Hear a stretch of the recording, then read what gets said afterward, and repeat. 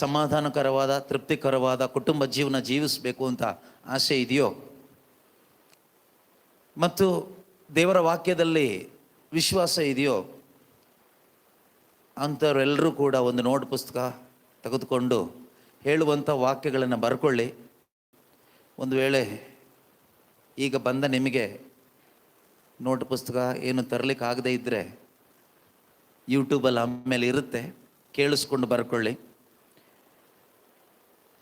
ನಮ್ಮನ್ನು ಸುರಕ್ಷಿತವಾಗಿ ಇಡಲಿಕ್ಕೆ ಸಾಧ್ಯವಾಗುವುದು ಯಾವ ಮನುಷ್ಯನಿಂದನೂ ಸಾಧ್ಯ ಇಲ್ಲ, ದೇವರ ವಾಕ್ಯಕ್ಕೆ ಮಾತ್ರವೇ ಸಾಧ್ಯ. ಕೀರ್ತನೆ 91 ವಾಕ್ಯ 4ರಲ್ಲಿ ನಾವು ಓದ್ತೀವಿ, ರಕ್ಷಣೆಯ ಕವಚವಿದೆ ಆತನು ಕೊಟ್ಟ ಮಾತಿನಲ್ಲಿ. There is shield of protection in the word of god.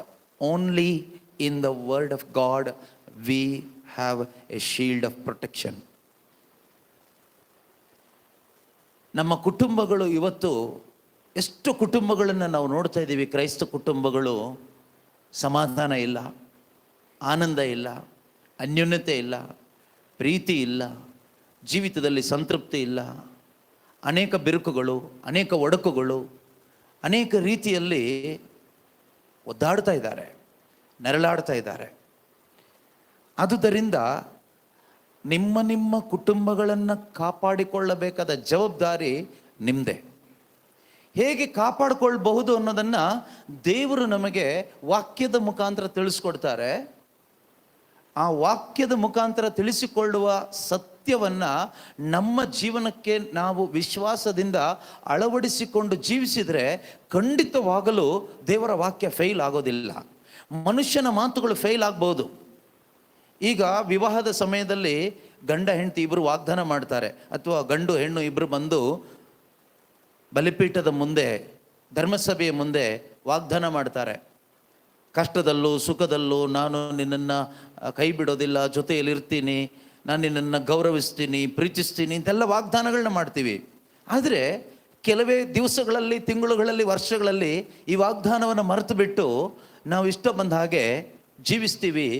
ಪಿಶಾಚಿಯ ವಶಕ್ಕೆ ಸಿಕ್ಕಾಕೊಳ್ಳುವಂತಹ ಎಷ್ಟು ಕುಟುಂಬಗಳು ನಾವು ನೋಡ್ತಾನೇ ಇದ್ದೀವಿ. ಒಂದು ವೇಳೆ ನಿಮ್ಮ ಕುಟುಂಬಗಳು ಆ ರೀತಿ ಸಿಕ್ಕಾಕೊಂಡಿದ್ರೆ ವಾಪಸ್ ಬರಲಿಕ್ಕೆ ಒಂದು ಅವಕಾಶ, ಈ ಸತ್ಯವನ್ನು ಅರಿತುಕೊಂಡು ಇದನ್ನು ನೀವು ಅಪ್ಲೈ ಮಾಡಿಕೊಂಡಾಗ. ಸಿಕ್ಕಿ ಹಾಕಿಕೊಳ್ಳದೆ ಬದುಕಲಿಕ್ಕೆ ಬುದ್ಧಿವಂತರಾದ ನೀವೊಬ್ಬೊಬ್ಬರು ಈ ವಾಕ್ಯಗಳನ್ನು ಚೆನ್ನಾಗಿ ಬರೆದು ನೋಟ್ ಮಾಡಿ ಇಟ್ಕೊಂಡು ಪ್ರತಿದಿನ ಇದನ್ನು ನೀವು ನಿಮ್ಮ ಮನಸ್ಸಿನಲ್ಲಿ ತೆಗೆದುಕೊಂಡ್ಬರ್ತಾ ಇರಬೇಕು, ಆಲೋಚನೆ ಮಾಡ್ತಾ ಇರಬೇಕು. ಯಾಕೆ ಅಂದರೆ ಕೀರ್ತನೆ 1ರಲ್ಲಿ ಕೀರ್ತನಕಾರ ಈ ರೀತಿಯಾಗಿ ಹೇಳ್ತಾನೆ, ಹಗಲಿರುಳೆನ್ನದೆ ಅದನ್ನೇ ಧ್ಯಾನಿಸುತ್ತಿರುವವನು ಯಾರೋ ಅವನು ಧನ್ಯನು. ಅವರ ಜೀವನ ಅಥವಾ ಅವರ ಕುಟುಂಬ ನದಿಯ ತೀರದಲ್ಲಿ ನೆಟ್ಟ ಗಿಡ ಯಾವ ರೀತಿಯಲ್ಲಿ ಹಚ್ಚ ಹಸಿರಾಗಿರ್ತದೆಯೋ ಅದೇ ರೀತಿಯಲ್ಲಿ ನಮ್ಮ ದಾಂಪತ್ಯ ಜೀವನ, ನಮ್ಮ ಕುಟುಂಬ ಜೀವನ, ನಮ್ಮ ಸಂಸಾರ ಒಂದು ಹಸಿರಾಗಿ ಇರ್ತದೆ. ಒಣಗಿ ಹೋದ ಮರದ ಹಾಗೆ ಇರೋದಿಲ್ಲ. ಆದರೆ ಇವತ್ತು ಎಷ್ಟೋ ಜನರ ಹೃದಯದಲ್ಲಿ ಸತಿಪತಿಯರ ಸಂಬಂಧ, ಮ್ಯಾರೇಜ್ ರಿಲೇಷನ್ಶಿಪ್ಪಲ್ಲಿ ಒಂದು ಡ್ರೈನೆಸ್, ಎಂಟಿನೆಸ್ ಫೀಲ್ ಆಗ್ತಾ ಇರುತ್ತೆ. ಕಾರಣ ಏನು? ಕಾರಣ ಅವರು ವಿವಾಹವಾಗುವಾಗ ಯಾವುದನ್ನೋ ಒಂದು ಗುರಿಯಾಗಿಟ್ಕೊಂಡು ಆಗ್ತಾರೆ, ಯಾವುದನ್ನೋ ಆಶ್ರಯಿಸಿ ಆಗ್ತಾರೆ. ಸ್ವಲ್ಪ ದಿವಸ ಆದಮೇಲೆ ಅದು ಫೇಲ್ ಆಗುತ್ತೆ. ಯೇಸು ಸ್ವಾಮಿ ಹೇಳ್ತಾರೆ, Heaven will pass away, earth will pass away, everything will pass away, but my word will never pass ಅವೇ. ಭೂಮಿ ಅಳಿದು ಹೋಗ್ತದೆ, ಭೂಮಿಯಲ್ಲಿರುವ ಎಲ್ಲವೂ ಅಳಿದು ಹೋಗ್ತದೆ, ಆಕಾಶ ಅಳಿದು ಹೋಗ್ತದೆ, ಎಲ್ಲವೂ ಅಳಿದು ಹೋಗ್ತದೆ. ಆದರೆ ಅಳಿದು ಹೋಗದೇ ಇರೋದು ಒಂದೇ ಒಂದು, ದೇವರ ವಾಕ್ಯ.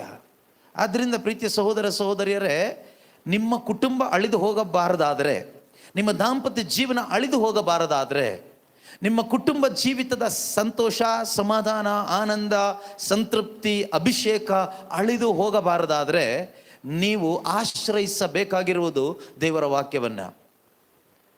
ಹಗಲಿರುಳೆನ್ನದೆ ಅದನ್ನು ಧ್ಯಾನಿಸುತ್ತಾ ನೀವು ಬದುಕುವಾಗ, ಈಗ ಯಾವುದನ್ನು ಧ್ಯಾನಿಸಬೇಕು ಅಂತ ನಾನು ಹೇಳ್ತೀನಿ, ದೇವರ ವಾಕ್ಯನೇ. ಆದರೆ ಈಗ ನಮ್ಮ ಒಂದು ಕುಟುಂಬ ಜೀವನ ತೃಪ್ತಿಕರವಾಗಿ, ಸಮಾಧಾನಕರವಾಗಿ, ಆನಂದಕರವಾಗಿ ಹೋಗಲಿಕ್ಕೆ ನಾವು ಧ್ಯಾನಿಸಬೇಕಾದ ಕೆಲವು ವಾಕ್ಯಗಳು. ಬೈಬಲ್ನಲ್ಲಿ ಬೇಕಾದಷ್ಟು ವಾಕ್ಯಗಳಿದೆ, ಆದರೆ ಎಲ್ಲವನ್ನ ಹುಡುಕಿ ಕಂಡುಕೊಂಡು ನಮಗೆ ಜೀವಿಸಲಿಕ್ಕೆ ಕಷ್ಟ ಆಗ್ಬೋದು. ಆದ್ದರಿಂದ ನಿಮಗೆ ಕಷ್ಟ ಆಗಬಾರ್ದು ಅಂತ ಕೆಲವೊಂದನ್ನು ಮಾತ್ರ ನಾವು ಹುಡುಕಿ ಇವತ್ತು ಧ್ಯಾನ ಮಾಡೋಣ. ಇದನ್ನು ನಾವು ನಿಜವಾಗ್ಲೂ ಜೀವಿಸಿಬಿಟ್ರೆ ನಮ್ಮ ಕುಟುಂಬ ನದಿಯ ತೀರದಲ್ಲಿ ನೆಟ್ಟ ಗಿಡ ಯಾವ ರೀತಿಯಲ್ಲಿ ಹಸಿರಾಗಿರ್ತದೆಯೋ ನಮ್ಮ ದಾಂಪತ್ಯ ಜೀವನ ಹಸಿರಾಗಿರ್ತದೆ. ಇಲ್ಲ ಅಂದರೆ ಒಣಗಿ ಹೋದ ಮರದ ಹಾಗೆ ಇರ್ತದೆ. ಈಗ ನಿಮ್ಮ ಕೈಯಲ್ಲಿದೆ, ನಿಮ್ಮ ಕುಟುಂಬವನ್ನು ನೀವು ಕಾಪಾಡಿಕೊಳ್ಳೋದು ಹಾಳು ಮಾಡಿಕೊಳ್ಳೋದು ದೇವರ ಕೈಯಲ್ಲಿಲ್ಲ, ಅದು ನಿಮ್ಮ ಕೈಯಲ್ಲಿದೆ. ಗಂಡ ಹೆಂಡತಿ ಆಗಿರುವ ನಿಮ್ಮ ಕೈಯಲ್ಲಿ, ಸತಿಪತಿಯರ ಕೈಯಲ್ಲಿದೆ. ಅಥವಾ ಕುಟುಂಬದಲ್ಲಿ ಯಾರೆಲ್ಲ ಇದಿರೋ ಸದಸ್ಯರು, ಗಂಡ ಹೆಂಡತಿ ಮಕ್ಕಳು ಅತ್ತೆ ಸೊಸೆ ಮಾವ ಯಾರೆಲ್ಲ ಇದಿರೋ ನಿಮ್ಮ ಕೈಯಲ್ಲಿದೆ. ನಿಮ್ಮ ಕುಟುಂಬವನ್ನು ಕೇಡಿನಿಂದ ಪಿಶಾಚಿಯಿಂದ ಕಾಪಾಡಿಕೊಂಡು ಸುರಕ್ಷಿತವಾಗಿ ಒಂದು ಸಮಾಧಾನಕರವಾಗಿ ಸಂತೃಪ್ತಿಯಿಂದ ಕೂಡಿದ ಆನಂದಭರಿತವಾದ ಒಂದು ಜೀವನ ಜೀವಿಸೋದು ನಿಮ್ಮ ಕೈಯಲ್ಲಿದೆ. ಕೆಲವೊಮ್ಮೆ ನಾವು ಅಂದ್ಕೊಳ್ತೀವಿ ಪ್ರಾರ್ಥನೆ ಮಾಡಿಬಿಟ್ರೆ ಎಲ್ಲ ಚೆನ್ನಾಗಿರ್ತೀವಿ ಅಂತ. ಪ್ರಾರ್ಥನೆ ಮಾತ್ರ ಅಲ್ಲ ಪರಿಹಾರ, ಪ್ರಾರ್ಥನೆ ಮಾಡಲೇಬೇಕು, ಆದರೆ ಪ್ರಾರ್ಥನೆ ಮಾತ್ರ ಸಾಲದು. ದೇವರ ವಾಕ್ಯ ನಾವು ಅರ್ಥ ಮಾಡಿಕೊಂಡು ಆ ವಾಕ್ಯದ ಆಧಾರದಲ್ಲಿ ನಾವು ಬದುಕಬೇಕು. Word of god must be the foundation of your family, nothing else. If word of God is not the foundation of your family can collapse in any time. No guarantee. ನಿಮ್ಮ ಕುಟುಂಬಕ್ಕೆ ಅಥವಾ ಕುಟುಂಬ ಜೀವಿತಕ್ಕೆ, ದಾಂಪತ್ಯ ಜೀವಿತಕ್ಕೆ ಅಡಿಪಾಯ ದೇವರ ವಾಕ್ಯ ಆಗಿದ್ದರೆ ಅದು ಗಟ್ಟಿಯಾಗಿ ನಿಲ್ಲುತ್ತೆ. ಅದಲ್ಲದೆ ಬೇರೆ ಏನೇ ಆದರೂ ಅದು ಎನಿ ಟೈಮ್ ಉದುರಿ ಹೋಗುತ್ತೆ. ಎಲ್ಲಿ ಉದುರು ಹೋಗುತ್ತೋ, ಹೇಗೆ ಉದುರು ಹೋಗುತ್ತೋ ಗೊತ್ತಿಲ್ಲ, ಆದರೆ ಉದುರು ಹೋಗುತ್ತೆ. ನಾನು ಹೇಳಿಲ್ಲ, ಯೇಸು ಸ್ವಾಮಿ ಹೇಳಿದ್ದು. ಮರಳಿನ ಮೇಲೆ ಕಟ್ಟಿದ ಕುಟುಂಬ ಆಗುತ್ತೆ. ಸೊ ಬಂಡೆ ಮೇಲೆ ಕಟ್ಟಿದ ಕುಟುಂಬ ಖಂಡಿತವಾಗಲೂ ಗಟ್ಟಿಯಾಗಿ ನಿಲ್ಲುತ್ತೆ, ಉದುರಿ ಹೋಗೋದಿಲ್ಲ. ಆದರೆ ಅಲೆಗಳು ಬೀಸುತ್ತೆ, ಅನೇಕ ಅಲೆಗಳು ಬೀಸುತ್ತೆ.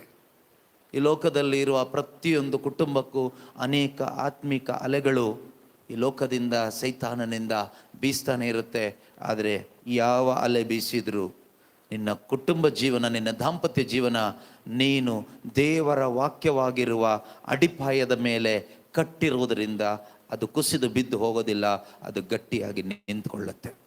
That is the power of God's word. That is the power of your faith in God's word. ಅದು ದೇವರ ವಾಕ್ಯದ ಶಕ್ತಿಯಾಗಿದೆ ಮತ್ತು ದೇವರ ವಾಕ್ಯದಲ್ಲಿ ನಿನಗಿರುವ ವಿಶ್ವಾಸವಾಗಿದೆ. ಅದರಿಂದ ನಮ್ಮ ಕುಟುಂಬ ಜೀವನ ಅಥವಾ ದಾಂಪತ್ಯ ಜೀವನ ಅಥವಾ ನಮ್ಮ ಸಂಸಾರವನ್ನು ನಾವು ಆನಂದವಾಗಿ, ಆನಂದ ಸಾಗರವಾಗಿ ಅಥವಾ ಆನಂದವಾಗಿ, ತೃಪ್ತಿಕರವಾಗಿ, ನೆಮ್ಮದಿಯಾಗಿ ಜೀವಿಸಲಿಕ್ಕೆ ಬೇಕಾದ ಕೆಲವು ಆತ್ಮಿಕ ಸತ್ಯಗಳನ್ನು, ಫೌಂಡೇಶನ್ ಸ್ಟೋನ್ಸ್, ಅಡಿಪಾಯದ ಕಲ್ಲುಗಳು ಅಂದರೆ ದೇವರ ವಾಕ್ಯಗಳನ್ನು ನಾವು ನೋಟ್ ಮಾಡಿಕೊಳ್ಳೋಣ, ಬರ್ಕೊಳ್ಳೋಣ. ಇದನ್ನು ನಮ್ಮ ಹೃದಯದಲ್ಲಿ ಇಟ್ಕೊಂಡು ಪ್ರತಿದಿನ ನಾವು ಜೀವಿಸೋಣ.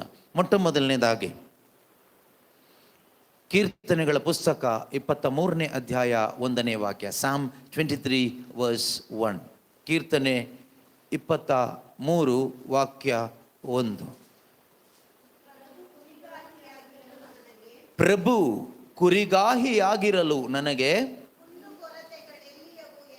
ಕುಂದುಕೊರತೆಗಳು ಎಲ್ಲಿಯವು ಎನಗೆ. ಎಲ್ಲರೂ ಹೇಳಿ ನೋಡೋಣ. ಪ್ರಭು ಯೇಸು ನನಗೆ ಕುರಿಗಾಹಿಯಾಗಿರುವಾಗ ನನ್ನ ಕುಟುಂಬದಲ್ಲಿ ಕುಂದುಕೊರತೆಗಳು ಇರುವುದಿಲ್ಲ. Hallelujah, hallelujah. If the Lord is your shepherd, if Jesus Christ is the Lord or the shepherd of your family, you shall not want anything else. ಯೇಸು ಕ್ರಿಸ್ತರು ನಿನ್ನ ಕುಟುಂಬದ ಅಥವಾ ದಾಂಪತ್ಯ ಜೀವಿತದ ಯಜಮಾನನಾಗಿದ್ದರೆ, ಪ್ರಭುವಾಗಿದ್ದರೆ, ಕುರುಬನಾಗಿದ್ದರೆ ನಿನ್ನಲ್ಲಿ ಕೊರತೆಗಳು ಇರೋದಿಲ್ಲ. ಕೊರತೆ ಇರೋದಿಲ್ಲ ಅಂತ ಹೇಳಿದರೆ ಅರ್ಥ ಏನು ಅಂದರೆ ನಿನ್ನ ಕುಟುಂಬ ಜೀವಿತದಲ್ಲಿ ಸಮಾಧಾನ ಇರುತ್ತೆ ಅಂತ ಅರ್ಥ, ಬೇರೆ ಏನೂ ಅಲ್ಲ. ಕೊರತೆ ಇರೋದಿಲ್ಲ ಅಂತ ಹೇಳಿಬಿಟ್ಟು ನಮಗೆ ವಾಷಿಂಗ್ ಮಿಷಿನ್ ಕೊರತೆ ಇರೋದಿಲ್ಲ, ಫ್ರಿಡ್ಜ್ ಕೊರತೆ ಇರೋದಿಲ್ಲ, ಹಣಕಾಸಿನ ಕೊರತೆ ಇರೋದಿಲ್ಲ, ಅದಲ್ಲ. It is not something related to the material, it is related to heaven, spiritual, ಆಧ್ಯಾತ್ಮಿಕವಾದದ್ದು, ಸ್ವರ್ಗೀಯವಾದದ್ದು. ಇವತ್ತು ಎಷ್ಟೋ ಕುಟುಂಬಗಳಲ್ಲಿ ಮನುಷ್ಯರೆಲ್ಲರೂ ಇರ್ತಾರೆ, ಗಂಡ ಹೆಂಡತಿ, ಮಗ ಮಗಳು, ಮೊಮ್ಮಗ ಮೊಮ್ಮಗಳು, ಅತ್ತೆ ಸೊಸೆ, ಎಲ್ಲರೂ ಇರ್ತಾರೆ. ಮನುಷ್ಯರಾಗಿ ಫಿಸಿಕಲಿ ಎಲ್ಲ ಇರುತ್ತೆ, ಕೊರತೆ ಇರೋದಿಲ್ಲ. ಮಟೀರಿಯಲಿಸ್ಟಿಕ್ ಎಲ್ಲ ಇರುತ್ತೆ, ಒಳ್ಳೆ ದೊಡ್ಡ ಮನೆ ಇರುತ್ತೆ, ಒಳ್ಳೆ T V, washing machine, fridge ಎಲ್ಲ ಇರುತ್ತೆ, ಬ್ಯಾಂಕ್ ಬ್ಯಾಲೆನ್ಸ್, ಒಡವೆ, ಒಳ್ಳೆ ಕೆಲಸ ಎಲ್ಲ ಇರುತ್ತೆ. ಆದರೆ ಏನಿರೋದಿಲ್ಲ ಅಂದರೆ ನಿಜವಾಗ್ಲೂ ಜೀವಿಸಲಿಕ್ಕೆ ಬೇಕಾದ ನೆಮ್ಮದಿ ಇರೋದಿಲ್ಲ, ಸಮಾಧಾನ ಇರೋದಿಲ್ಲ. You cannot buy it with your money. ಅದನ್ನು ನಿನ್ನ ಹಣದಿಂದ ಕೊಂಡ್ಕೊಳ್ಳಿಕ್ಕಾಗೋದಿಲ್ಲ. ಅದರಿಂದ ಇಲ್ಲಿ ಕೊರತೆ, ಇಂದು ಒಂದು ಕುಟುಂಬದಲ್ಲಿ ದೊಡ್ಡ ಕೊರತೆ ಅಂದರೆ ಸಮಾಧಾನದ ಕೊರತೆ. ಇಲ್ಲಿ ಪ್ರಭು ನಿನ್ನ ಜೀವಿತದ, ನಿನ್ನ ಕುಟುಂಬ ಜೀವಿತದ ಕುರುಬನಾಗಿದ್ರೆ, ಒಡೆಯನಾಗಿದ್ರೆ, ಯಜಮಾನನಾಗಿದ್ರೆ, ಯಾವ ಪ್ರಭು? ಯೇಸು ಪ್ರಭು. ನಿನ್ನ ಜೀವಿತದಲ್ಲಿ ಖಂಡಿತವಾಗಲೂ ಕೊರತೆ ಇಲ್ಲದೆ ಬದುಕಲಿಕ್ಕಾಗ್ತದೆ. So make him the Lord of your family. Make Jesus the Lord of your family always. Let him be the Lord. Let him be the shepherd of your family. ಯೇಸು ನಿನ್ನ ಕುಟುಂಬದ ಯಜಮಾನನಾಗಿರಲಿ ಮೊದಲು, ಫಸ್ಟ್. ಕುಟುಂಬದಲ್ಲಿ ಯೇಸು ಯಜಮಾನ ಅಲ್ಲದೆ ಇದ್ದರೆ ಇನ್ಯಾವನು ಯಜಮಾನ ಆಗಿರ್ತಾನೆ. ಪಿಶಾಚಿ ಯಜಮಾನಿಕೆ ಮಾಡ್ತಾನೆ. ಪಿಶಾಚಿ ಯಜಮಾನನಾಗಿರುವಾಗ ಏನಾಗುತ್ತೆ? ಹೊಡೆದಾಟ, ಬಡದಾಟ, ಸಂಶಯ, ದ್ವೇಷ, ಹೊಟ್ಟೆ ಕಿಚ್ಚು, ಅದು ಇದು ಬೇಡದೇ ಇರೋದೆಲ್ಲ ಬಂದು ಸೇರಿಕೊಳ್ಳುತ್ತೆ. ಆಮೇಲೆ ನೀವು ಪ್ರಾರ್ಥನೆ ಮಾಡಿ ಮಾಡಿ ಮಾಡಿ ಏನಾದರೂ ಪ್ರಯೋಜನ ಇದೆಯಾ ಕೇಳಿದರೆ ಏನು ಪ್ರಯೋಜನ ಇಲ್ಲ. Replace the Lord of your family. Kick out the Satan and bring Jesus into your family. Surrender your family life into the lordship of Jesus Christ. ಯೇಸು ಕ್ರಿಸ್ತರ ಆ ಒಂದು ಪ್ರಭುತ್ವಕ್ಕೆ ನಿನ್ನ ದಾಂಪತ್ಯ ಜೀವನವನ್ನು, ಕುಟುಂಬವನ್ನು ನೀನು ಸಮರ್ಪಣೆ ಮಾಡಿಕೊಡು. ಆಗ ಏನಾಗುತ್ತೆ ಗೊತ್ತಾ? ಖಂಡಿತವಾಗಲೂ ಈ ಕೀರ್ತನೆ 23 ದಾವೀದ ಹಾಡೋದಿಲ್ಲ, ನೀವು ಹಾಡ್ತೀರಿ. The Lord is my shepherd, I shall not want. ಪ್ರಭು ನನಗೆ ಕುರಿಗಾಹಿ ಆಗಿದ್ದಾರೆ, ನನಗೆ ಕುಂದುಕೊರತೆಗಳಿಲ್ಲ. ನನ್ನನ್ನು ತಿಳಿಕೊಳಗಳ ಬಳಿಗೆ ಅವರು ಕರೆದೊಯ್ಯುತ್ತಾರೆ, ಹಸಿರುಗಾವಲುಗಳಲ್ಲಿ ಅವರು ನನ್ನನ್ನು ತಂಗಿಸುತ್ತಾರೆ. ನಾನು ಕೇಡಿಗೆ ಭಯಪಡೋದಿಲ್ಲ, ಕಾರ್ಗತ್ತಲೆ ಕಣಿವೆಯಲ್ಲಿ ಹಾದು ಹೋಗುವಾಗಲೂ ನಾನು ಭಯಪಡೋದಿಲ್ಲ, ಏಕೆಂದರೆ ಪ್ರಭು ನನ್ನ ಯಜಮಾನನಾಗಿದ್ದಾರೆ. ಯೇಸು ನನ್ನ ಕುಟುಂಬದ ಯಜಮಾನನಾಗಿದ್ದಾರೆ. ಯೇಸು ಈ ಕುಟುಂಬದ ಪ್ರಭು ಆಗಿದ್ದಾರೆ. ಅದುದರಿಂದ ಒಂದು ವೇಳೆ ಕತ್ತಲೆಯ ಹಾದಿಯಲ್ಲಿ ಹಾದು ಹೋಗಬೇಕಾಗಿ ಬಂದರೂ ಕೂಡ, ಸಂಕಟಗಳ ಹಾದಿಯಲ್ಲಿ ಹಾದು ಹೋಗಬೇಕಾಗಿ ಬಂದರೂ ಕೂಡ ನಾನು ಭಯಪಡೋದಿಲ್ಲ, ನಾನು ಹೆದರೋದಿಲ್ಲ. ಏಕೆಂದರೆ ಶುಭವೂ ಕೃಪೆಯು ನನ್ನ ಜೀವಮಾನವೆಲ್ಲ ನನ್ನನ್ನು ಹಿಂಬಾಲಿಸಿ ಬರ್ತದೆ. ಆದುದರಿಂದ ನಾನು ಸಮಾಧಾನದಿಂದ ಬದುಕ್ತೇನೆ. As for me and my family we will live in peace because the Lord is my shepherd. Because Jesus Christ is the shepherd of my family, so as long as we live in peace. No weapon formed against my family shall prosper in the name of Jesus, because the Lord is the head of my family. He will take care of my family. He is the master. He is the Lord. ಅವರು ನನ್ನ ಕುಟುಂಬದ ಪ್ರಭು ಆಗಿದ್ದಾರೆ, ನನ್ನ ಕುಟುಂಬದ ಯಜಮಾನನಾಗಿದ್ದಾರೆ. ಆದ್ರಿಂದ ಭಯ ಇಲ್ಲ, ಸಮಾಧಾನ ಇದೆ. Prince of piece is the Lord of my family. ಸಮಾಧಾನದ ಪ್ರಭು, ಅರಸ ನನ್ನ ಕುಟುಂಬದ ಯಜಮಾನನಾಗಿರೋದ್ರಿಂದ ನನ್ನ ಕುಟುಂಬದಲ್ಲಿ ಏನಿದೆ? ಸಮಾಧಾನಕ್ಕೆ ಕೊರತೆ ಇಲ್ಲ. ಇವತ್ತೆಷ್ಟೋ ಕುಟುಂಬದಲ್ಲಿ ಊಟಕ್ಕೆ ಕೊರತೆ ಇಲ್ಲ, ಬಟ್ಟೆಗೆ ಕೊರತೆ ಇಲ್ಲ, ಹಣಕಾಸಿಗೆ ಕೊರತೆ ಇಲ್ಲ, ಯಾವ ಕೊರತೆಯೂ ಇಲ್ಲ. ಆದರೆ ಎಷ್ಟೋ ಜನ ಕಣ್ಣೀರು ಸುರಿಸ್ತಾರೆ, ಬ್ರದರ್ ನಮ್ಮ ಕುಟುಂಬದಲ್ಲಿ ಎಲ್ಲ ಇದೆ, ಆದರೆ ಸಮಾಧಾನ ಇಲ್ಲ. ಯಾಕಿಲ್ಲ ಗೊತ್ತಾ? Because the Lord is not the shepherd of your family, or Jesus is not the Lord of your family. ಯೇಸು ಕ್ರಿಸ್ತರನ್ನ ನಿನ್ನ ಕುಟುಂಬದ ಕುರುಬನಾಗಿ ಅಥವಾ ಯಜಮಾನನಾಗಿ ನೀನು ಒಪ್ಪಿಕೊಂಡಿಲ್ಲ, ನೀನು ಆತನ ಯಜಮಾನಿಕೆಗೆ ನೀನು ಸಮರ್ಪಣೆ ಮಾಡಿಕೊಟ್ಟಿಲ್ಲ ನಿನ್ನ ಕುಟುಂಬವನ್ನು, ನೀನೇ ಯಜಮಾನ ಆಗಿಬಿಟ್ಟಿದ್ಯಾ. ಕೆಲವು ಕುಟುಂಬದಲ್ಲಿ ಅವ್ರ ಗಂಡನೇ ಯಜಮಾನ. ಓಕೆ, ಹೆಂಡತಿಗೆ ಗಂಡ ಯಜಮಾನನೇ, ಯಾರಾದರೂ ಲೀಡರ್ಶಿಪ್ ತಗೋಬೇಕು, but ultimate Jesus must be the Lord. ಹಾಗಾದ್ರೆ ನಾವು ಯಾರು? ನಾವು ಕೆಲಸಗಾರರು. He is the boss. ಗಂಡ ಕೆಲಸಗಾರ, ಹೆಂಡತಿ ಕೆಲಸಗಾರರು, ಕುಟುಂಬದ ಪ್ರತಿಯೊಂದು ಸದಸ್ಯರು ಸ್ಟುವರ್ಡ್ಸ್, ನೋಡಿಕೊಳ್ಳುವವರಷ್ಟೇ. Caretakers. We are the caretakers. All are caretakers. Husband, you have to take care of your wife. Husband and wife together take care of your children. All the members of the family take care of each others. ಯಾವಾಗ ನಾನು ಅಂತ ಬರುತ್ತೋ ಏಸು ದೂರ ಹೋಗ್ತಾರೆ, ನೀನು ಯಜಮಾನ ಆಗ್ತೀಯ, ಕುಟುಂಬ ಒಡೆದೋಗುತ್ತೆ. So first word, ಮೊದಲನೇ ವಾಕ್ಯ, ಸುಖಕರವಾದ ಕುಟುಂಬಕ್ಕೆ, ತೃಪ್ತಿಕರವಾದ ಕುಟುಂಬಕ್ಕೆ. Psalm 23:1, ಕೀರ್ತನೆ 23 ವಾಕ್ಯ 1. ಬರ್ಕೊಂಡಿದ್ದೀರಲ್ವಾ? ಬರ್ಕೊಳ್ಳದೇ ಇದ್ದವರು ಯೂಟ್ಯೂಬ್ನಲ್ಲಿ ಅಪ್ಲೋಡ್ ಆಗ್ತಾ ಇದೆ ಅಂತ ನಾನು ನಂಬಿದ್ದೀನಿ, ಅಥವಾ ವೆಬ್ಎಕ್ಸಲ್ಲಿ ಇರುತ್ತೆ, ಅಲ್ಲೂ ಕೂಡ ರೆಕಾರ್ಡಿಂಗ್ ಮಾಡ್ಕೊಂಡಿರೋ ಹಾಕ್ತಾರೆ. ಕೇಳಿಸ್ಕೊಂಡು ಟೈಮ್ ಮಾಡಿಕೊಂಡು ನೋಟ್ ಮಾಡಿಕೊಳ್ಳಿ. ಇದು ಪ್ರತಿಯೊಂದು ದಂಪತಿಗಳ ಹೃದಯದಲ್ಲೂ ಇರಬೇಕು. Jesus must be the head of my family. Jesus must be the Lord of my family. I am not the Lord. ನಾನಲ್ಲ ಪ್ರಭು, ಯೇಸು ಈ ಕುಟುಂಬದ ಪ್ರಭು. ನಾನಲ್ಲ ಯಜಮಾನ, ಯೇಸು ಈ ಕುಟುಂಬದ ಯಜಮಾನ. ಯಾವಾಗ ಇದು ಪೂರ್ಣ ಮನಸ್ಸಿನಿಂದ ನೀವು ಒಪ್ಕೊಂಡು ಯೇಸುವಿನ ಆ ಒಂದು ಆಡಳಿತಕ್ಕೆ, ಓಕೆ, ಯಾವಾಗ ನಮ್ಮ ಕುಟುಂಬವನ್ನು ಬಿಟ್ಟುಕೊಟ್ಟು ನಾವು ಬದುಕ್ತೀವೋ, ದೇರ್ ವಿಲ್ ಬಿ ಪೀಸ್. ಸಮಾಧಾನ ಇರುತ್ತೆ. ಸಮಾಧಾನಕ್ಕೆ ಕೊರತೆ ಇರೋದಿಲ್ಲ. Make him the Lord of your family. ಅದಕ್ಕೆ ಸಂಬಂಧಪಟ್ಟ ಹಾಗೆ ಒಂದು ವಾಕ್ಯ ನಾವು ನೋಡೋದಾದರೆ, ಇನ್ನೊಂದು ವಾಕ್ಯ ಬೇಕಾದರೆ ತೆಗೆದುಕೊಳ್ಳೋಣ. ಕೀರ್ತನೆಗಳ ಪುಸ್ತಕ 16ನೇ ಅಧ್ಯಾಯ 8 ಮತ್ತು 9ನೇ ವಾಕ್ಯ. Psalm 16 verses 8 and 9. ಇರಿಸಿಕೊಳ್ಳುವೆ ಪ್ರಭುವನ್ನು ಸತತ ಸತತ ನನ್ನ ಎದುರಿಗೆ,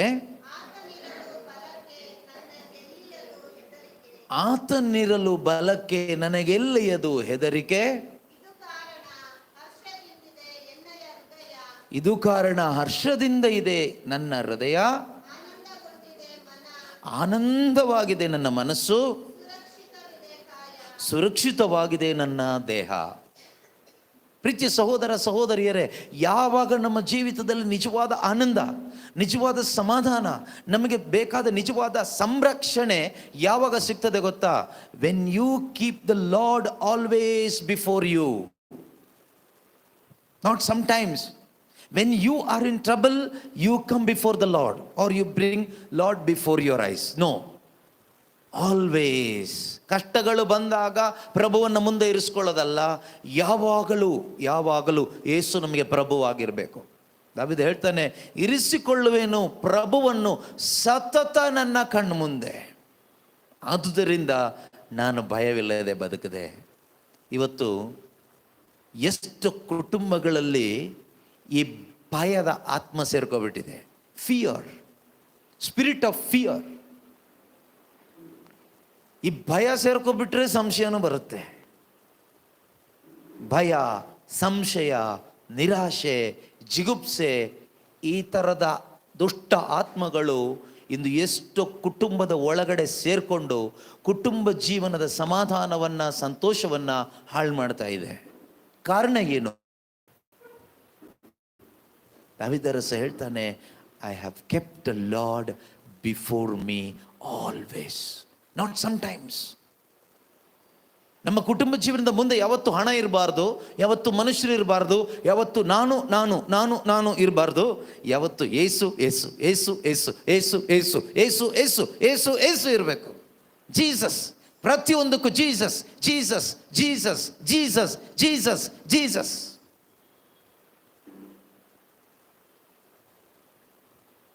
ಹಾಗೆ ನೀವು ಬದುಕಬೇಕು. ನಿಮ್ಮ ಬಾಯಲ್ಲಿ ಬರಬೇಕು, ಮನಸ್ಸಲ್ಲಿದ್ರೆ ತಾನೇ ಬಾಯಲ್ಲಿ ಬರೋದು. ಸತತವು ಕಣ್ಮುಂದೆ ಇರಿಸ್ಕೋಬೇಕಾಗಿರೋದು ಯಾರನ್ನ? ನಿನ್ನ ಹೆಂಡತಿನಲ್ಲ, ನಿನ್ನ ಗಂಡನೂ ಅಲ್ಲ. ಹೆಂಡತಿನ ಇರಿಸ್ಕೊಂಡ್ಬಿಟ್ರೆ ಕಷ್ಟ ಆಗುತ್ತೆ. ಯಾವಾಗ ಕೈ ಕೊಡ್ತಾಳೋ ಗೊತ್ತಿಲ್ಲ, ಏನಾಗುತ್ತೋ ಗೊತ್ತಿಲ್ಲ. ಗಂಡನ್ನ ಇರಿಸ್ಕೊಂಡ್ಬಿಟ್ರೆ ಯಾವಾಗ ಕೈ ಕೊಡ್ತಾನೋ, ಏನು ಹೆಚ್ಚು ಕಡಿಮೆ ಆಗ್ತದೋ ಗೊತ್ತಿಲ್ಲ. ಮಕ್ಕಳನ್ನ ಇರಿಸ್ಕೊಂಡ್ಬಿಟ್ರೆ ಅದು ಡೇಂಜರೇ. ಹಣ ಆಸ್ತಿ ಅಂತ ತಿರ್ಸ್ಕೊಬಿಟ್ರೆ ಅದು ಯಾವಾಗ ಏನಾಗುತ್ತೋ ಗೊತ್ತಿಲ್ಲ. ಹಾಗಾದರೆ ಸತತವು ನೀನು ಇರಿಸ್ಕೋಬೇಕಾಗಿರೋದು ಅದಲು ಬದಲಾಗದ ಪ್ರೀತಿ ಸ್ವರೂಪನಾದ ಕರುಣಾಮಯನಾದ ಒಳ್ಳೆಯ ದೇವರಾದ ಪ್ರಭು ಯೇಸುವನ್ನ ಸತತವು ನಿನ್ನ ಕಣ್ಣು ಮುಂದೆ ಇರಿಸ್ಕೋಬೇಕು. ಲಾಭ ಏನಿದೆ? ಒಂದು ಗಂಡ ಅಥವಾ ಹೆಂಡತಿ ಅಥವಾ ತಂದೆ ತಾಯಿ ಅಥವಾ ಮಕ್ಕಳು, ಅತ್ತೆ, ಸೊಸೆ, ಮಾವ, ಅಳಿಯ, ಕುಟುಂಬದಲ್ಲಿರುವ ಯಾರೇ ಆಗಿರಲಿ, ಸತತವು ಪ್ರಭುವನ್ನು ನಿಮ್ಮ ಕಣ್ಮುಂದೆ ಇರಿಸ್ಕೊಂಡ್ರೆ ನಿಮಗೆ ಲಾಭ ಏನಿದೆ ಅಂದರೆ, ಒಂದು ವೇಳೆ ನಿಮ್ಮ ಕುಟುಂಬದಲ್ಲಿ ಯಾರೋ ನಿಮಗೆ ಮೋಸ ಮಾಡಿದ್ರೆ, ತೊಂದರೆ ಕೊಟ್ಟರೆ, ಅನ್ಯಾಯ ಮಾಡಿದರೆ, ಗಂಡ ಮೋಸ ಮಾಡ್ದ ಅಂತ ಇಟ್ಕೊಳ್ಳಿ, ಹೆಂಡ್ತಿನೇ ಮೋಸ ಮಾಡಿದ್ಲು ಅಂತ ಇಟ್ಕೊಳ್ಳಿ, ಆಗ ನಿಮ್ಮ ಕಣ್ಮುಂದೆ ಮೋಸ ಬರಲ್ಲ. ನಿಮ್ಮ ಕಣ್ಮುಂದೆ ಯೇಸು ಇರುವಾಗ ನಿಮಗೆ ಅವರನ್ನು ಪ್ರೀತಿಸ್ಲಿಕ್ಕಾಗ್ತದೆ, ಅವರಿಗಾಗಿ ಪ್ರಾರ್ಥಿಸ್ಲಿಕ್ಕಾಗ್ತದೆ, ಅವ್ರನ್ನ ಕ್ಷಮಿಸ್ಲಿಕ್ಕಾಗ್ತದೆ. ಯಾವಾಗ ನಿಮ್ಮ ಕಣ್ಮುಂದೆ ಯಾವಾಗಲೂ ನಿಮ್ಮ ಗಂಡನೇ ಇರ್ತಾನೋ, ಹೆಂಡ್ತಿನೇ ಇರ್ತಾಳೋ, ಮಕ್ಕಳೇ ಇರ್ತಾರೋ, ನೆಮ್ಮದಿಯಾಗಿ ಬದುಕಕ್ಕಾಗಲ್ಲ.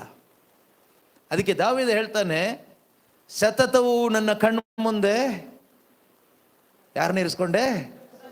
ನನ್ನ ಪ್ರಭುವನ್ನ ಇರಿಸ್ಕೊಂಡೆ. ಪ್ರಭುವನ್ನ, ನನ್ನ ರಾಜ್ಯವನ್ನ ಇರಿಸ್ಕೊಂಡೆ ಅಂತ ಹೇಳಲಿಲ್ಲ. ನನ್ನ ಹೆಂಡತಿಯನ್ನ ಇರಿಸ್ಕೊಂಡೆ, ನನ್ನ ಮಗ ಸೊಲೊಮೋನನನ್ನು ನನ್ನ ಕಣ್ಮುಂದೆ ಇರಿಸ್ಕೊಂಡೆ ಅಂತ ಹೇಳಲಿಲ್ಲ. ನನ್ನ ಪ್ರಭು ಯೇಸುವನ್ನ, ನನ್ನ ಕರ್ತನನ್ನ, ನನ್ನ ಆಶ್ರಯ ಬಂಡೆಯನ್ನ, ನನ್ನ ದೇವರನ್ನ ನನ್ನ ಕಣ್ಮುಂದೆ, ನನ್ನ ಮುಂದೆ ಯಾವಾಗಲೂ ಇರಿಸ್ಕೊಂಡೆ. ಕೆಲವರು ಹೇಳ್ತಾರಲ್ವಾ, ಕಣ್ಣು ಮುಚ್ಚಿದ್ರು ಕಣ್ಣು ಬಿಟ್ಟರು ಅವಳೇ ಬರ್ತಾಳೆ, ಅವಳು ಮಾಡಿದ್ದೇ ಮನಸ್ಸಿಗೆ ಬರುತ್ತೆ, ಅವನು ಹೇಳಿದ್ದೇ ಮನಸ್ಸಿಗೆ ಬರುತ್ತೆ, ಅವ್ರು ಮಾಡಿದ್ದೇ ಮನಸ್ಸಿಗೆ ಬರುತ್ತೆ ಅಂತ. ಯಾಕೆ? ನೀನು ಅವ್ರನ್ನ ಇರಿಸ್ಕೊಂಡಿದ್ಯಾ ಮುಂದೆ, ಅಥವಾ ನಿನ್ನನ್ನೇ ನೀನು ಇರಿಸ್ಕೊಬಿಟ್ಟಿದ್ಯಾ? When you are self centred or people centred, you will be disappointed. When you are Christ centred, you can experience joy in all the circumstances. ಕುಟುಂಬ ಜೀವನ ತೃಪ್ತಿಕರವಾಗಿ ಜೀವಿಸಲಿಕ್ಕೆ ಆಸೆ ಇರುವವರು ಇದನ್ನು ಬರೆದಿಟ್ಕೊಳ್ಳಿ, ನಿಮ್ಮ ಹೃದಯದಲ್ಲಿ ಬರೆದಿಟ್ಕೊಳ್ಳಿ. ಸುಮ್ಮನೆ ಕೇಳಿಸ್ಕೊಂಡು ಬಿಡಬೇಡಿ, ಆಯಿತಾ? ಇದೆಲ್ಲ ಮನುಷ್ಯ ಹೇಳುವ ಇನ್ಸ್ಟ್ರಕ್ಷನ್ಸ್ ಅಲ್ಲ, ದೇವರು ಕೊಡುವ ಇನ್ಸ್ಟ್ರಕ್ಷನ್ಸ್. ಆಮೇಲೆ ಸುಮ್ಮನೆ ಅಳಬೇಡಿ, ಕಂಪ್ಲೇಂಟ್ ತೊಗೊಂಡು ಬರಬೇಡಿ, ಬ್ರದರ್ ಹಾಗಾಗ್ಬಿಡ್ತು, ಹೀಗಾಗ್ಬಿಡ್ತು, ಅದಾಯಿತು, ಇದಾಯಿತು, ಗಂಡ ಹಾಗೆ ಮಾಡ್ದ, ಹೆಂಡತಿ ಹೀಗೆ ಮಾಡಿದ್ಲು, ಮಕ್ಕಳಿಗೆ ಮಾಡಿದ್ರು. ಇದೆಲ್ಲ ಆಗುತ್ತೆ. ಇದೆಲ್ಲ ಆಗೋದಿಲ್ಲ ಅಂತ ದೇವರೆಲ್ಲ ಹೇಳಿಲ್ಲ, ಇದೆಲ್ಲ ಆಗುತ್ತೆ. ಏನು ಬೇಕಾದರೂ ಆಗ್ಬೋದು. ಎಲ್ಲರೂ ಮನುಷ್ಯರೇ. ಮಾನಸಿಕವಾಗಿದ್ದೇನು ಬೇಕಾದರೂ ನಿನ್ನ ಕುಟುಂಬದಲ್ಲಿ ನಡೀಬೋದು. ಆದರೆ ಪ್ರಭುವನ್ನು, ಯೇಸುವನ್ನು ಯಾವಾಗಲೂ ನಿನ್ನ ಕಣ್ಣು ಮುಂದೆ ನೀನು ಇರಿಸಿಕೊಂಡು ನೀನು ಜೀವಿಸುವಾಗ ಬೈಬಲ್ ಹೇಳುತ್ತೆ, ನಿನಗೇನಾಗೋದಿಲ್ಲ ಅಂತ? ಹೆದರಿಕೆ, ಸಂತೋಷ, ಸಮಾಧಾನ, ಸಂರಕ್ಷಣೆ ಇರುತ್ತೆ. ಈಗ ಈ ಕೆಲಸನ ಯಾರು ಮಾಡಬೇಕು? ಈ ಕೆಲಸನ ನಾನು ಮಾಡಬೇಕು ಮತ್ತು ನಾವು ಮಾಡಬೇಕು. ವೈಯಕ್ತಿಕವಾಗಿಯೂ ಮಾಡಬೇಕು, ಆ್ಯಸ್ ಎ ಫ್ಯಾಮಿಲಿ ಆಗಿ, ಕುಟುಂಬವಾಗಿ ಯಾರೆಲ್ಲ ಇದ್ದೀರೋ ಎಲ್ಲರೂ ಮಾಡಬೇಕು. ಯಾವಾಗಲೂ ಪ್ರಭು ಯೇಸು ಪ್ರಭು ಆಗಿರಲಿ, ಯೇಸು ಕುಟುಂಬದ ಅರಸನಾಗಿರಲಿ, ಅವರನ್ನು ಮುಂದೆ ಇರಿಸ್ಕೊಂಡು ನಾವು ಬದುಕಬೇಕು. ಓಕೆ, ನೆಕ್ಸ್ಟ್, ಯಾವಾಗಲೂ ಕೂಡ ನಾವು ದೇವರಲ್ಲಿ ಪ್ರಾರ್ಥಿಸಬೇಕು. ಒಂದು ಕುಟುಂಬವಾಗಿ ಒಟ್ಟಾಗಿ ಸೇರಿ ನಾವು ಪ್ರಾರ್ಥಿಸಬೇಕು. ಏನು ಪ್ರಾರ್ಥಿಸಬೇಕು ಅಂತ ಹೇಳೋದಾದರೆ, ಕೀರ್ತನೆ 25ರಲ್ಲಿ 4, 5, 6, 7 ಈ ವಾಕ್ಯಗಳನ್ನು ನೀವು ಓದಿ ಧ್ಯಾನಿಸಿ ಪ್ರತಿದಿನ ನೀವಿದನ್ನು ಪ್ರಾರ್ಥಿಸ್ಬೋದು ದೇವರಲ್ಲಿ. ಒಳ್ಳೆಯ ಒಂದು ಸಮಾಧಾನಕರವಾದ, ತೃಪ್ತಿಕರವಾದ,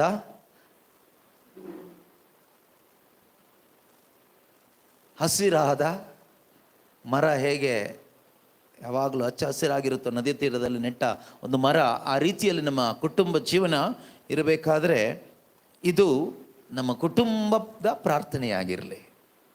let this be your family prayer every day. It should come from your heart. Okay, ಹೃದಯದಿಂದ ಬರಬೇಕು. ನಿನ್ನ ಮಾರ್ಗವನ್ನು ಪ್ರಭು ನನಗೆ ತೋರಿಸು, ನೀನೊಪ್ಪುವ ಪಥದಲ್ಲಿ ನಾ ನಡೆಯ ಕಲಿಸು. ಎಲ್ಲರೂ ಹೇಳಿ ನೋಡೋಣ. ನಿನ್ನ ಮಾರ್ಗವನ್ನು ಪ್ರಭು ನನಗೆ ತೋರಿಸು, ನೀನೊಪ್ಪುವ ಪಥದಲ್ಲಿ ನಡೆಯ ಕಲಿಸು. ಎಷ್ಟು ಚೆನ್ನಾಗಿದೆ ನೋಡಿ ಪ್ರಾರ್ಥನೆ, ಎಷ್ಟು ಸುಂದರವಾದ ಪ್ರಾರ್ಥನೆ. ಇದನ್ನ ನಿಜವಾಗಲೂ ಪ್ರಾಮಾಣಿಕವಾಗಿ ಆಸೆಪಟ್ಟು ಹೃದಯದಿಂದ ನೀವು ಯಾರೆಲ್ಲ ಪ್ರಾರ್ಥಿಸ್ತಿರೋ, ಗಂಡ ಹೆಂಡತಿ ಇಬ್ಬರು ಅಥವಾ ಕುಟುಂಬದಲ್ಲಿ ಯಾರೆಲ್ಲ ಇರ್ತಿರೋ ಎಲ್ಲರೂ, ಖಂಡಿತವಾಗಲೂ ನಿಮ್ಮ ಕುಟುಂಬ ತಪ್ಪಾದ ದಾರಿಗೆ ಹೋಗೋದಿಲ್ಲ. ದೇವರು ಯಾವ ಕುಟುಂಬದಲ್ಲೂ ಕೂಡ ಯಾವ ಮಕ್ಕಳಿಗೂ ಅಥವಾ ಯಾವ ತಂದೆ ತಾಯಿಂದರಿಗೂ ಸತಿಪತಿಯರಿಗೂ ತಪ್ಪಾದ ದಾರಿಯಲ್ಲಿ ಕರ್ಕೊಂಡು ಹೋಗೋದಿಲ್ಲ. ನೀವಾಗೆ ಹೋಗ್ಬೇಕಷ್ಟೇ. ದೇವರು ಯಾರನ್ನು ತಪ್ಪಾದ ದಾರಿಯಲ್ಲಿ ಕರ್ಕೊಂಡು ಹೋಗೋದಿಲ್ಲ. ನಿಜವಾಗಲೂ ದೇವರಲ್ಲಿ ವಿಶ್ವಾಸವಿಟ್ಟು ಯಾರೆಲ್ಲ ಈ ಪ್ರಾರ್ಥನೆಯನ್ನು ಮಾಡ್ತಿರೋ, ಅಪಾ ತಂದೆಯೇ, ಪವಿತ್ರಾತ್ಮರೇ, ಯೇಸುವೆ, ನಿನ್ನ ಮಾರ್ಗವನ್ನು ಪ್ರಭು ನನಗೆ ತೋರಿಸು, ನಿನಗೆ ಇಷ್ಟ ಇರುವ ಪಥದಲ್ಲಿ ಅಂದರೆ ದಾರಿಯಲ್ಲಿ ನನ್ನನ್ನು ನಡೆಸು.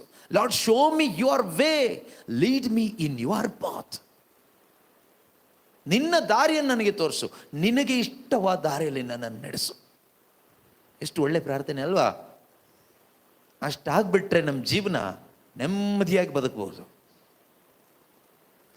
ಎಲ್ಲಿ ನಾವು ಹಾಳಾಗ್ತಿದ್ದೀವಿ ಅಂದರೆ, ನನಗೆ ಈ ದಾರಿ ಇಷ್ಟ ಅಂತ ಗಂಡ, ಹೆಂಡತಿ ಹೇಳ್ತಾಳೆ ನನಗೆ ಈ ದಾರಿ ಇಷ್ಟ ಅಂತ ಹೆಂಡತಿ, ಮಕ್ಕಳು ಹೇಳ್ತಾರೆ ನಿಮ್ಮಿಬ್ರದ್ದು ದಾರಿ ಸರಿ ಇಲ್ಲ, ನಾವು ಹೇಳ್ತೀವಿ ಹೊಸ ದಾರಿ, ಈ ದಾರಿಯಲ್ಲಿ ಬನ್ನಿ ಅಂತ ಮಕ್ಕಳು. ಈಗ 3 ಜನ 3 ದಾರಿ ಹೇಳಿದ್ರೆ ಒಡೆದೋಗುತ್ತೆ ಕುಟುಂಬ. ಆದರೆ ಕುಟುಂಬವಾಗಿ ಒಟ್ಟಾಗಿ ಸೇರಿ ತಂದೆ ತಾಯಿ ಮಕ್ಕಳು ಅತ್ತೆ ಮಾವ ಸೊಸೆ ಯಾರೆಲ್ಲ ಇದ್ದೀರೋ, ಅಥವಾ ನೀವು ವೈಯಕ್ತಿಕ ಪ್ರಾರ್ಥನೆ ಮಾಡುವಾಗ ಕೂಡ ಇದನ್ನು ಮಾಡ್ಬೋದು. In your personal prayer also you can pray this prayer. Family prayer also you can pray this prayer. Community prayer also you can pray this prayer. ಸಭೆಯಾಗಿ ಸೇರಿ ಪ್ರಾರ್ಥಿಸುವಾಗ, ಕುಟುಂಬವಾಗಿ ಸೇರಿ ಪ್ರಾರ್ಥಿಸುವಾಗ, ವೈಯಕ್ತಿಕ ಪ್ರಾರ್ಥನೆ ಮಾಡುವಾಗ ಇದು ಬರಲಿ ನಮ್ಮ ಅಂತರಂಗದಿಂದ. ಪ್ರಭುವೇ, ನಿನ್ನ ಮಾರ್ಗವನ್ನು ನನಗೆ ತೋರಿಸು, ನೀನೊಪ್ಪುವ ಪಥದಲ್ಲಿ ನನ್ನನ್ನು ನಡೆಸು.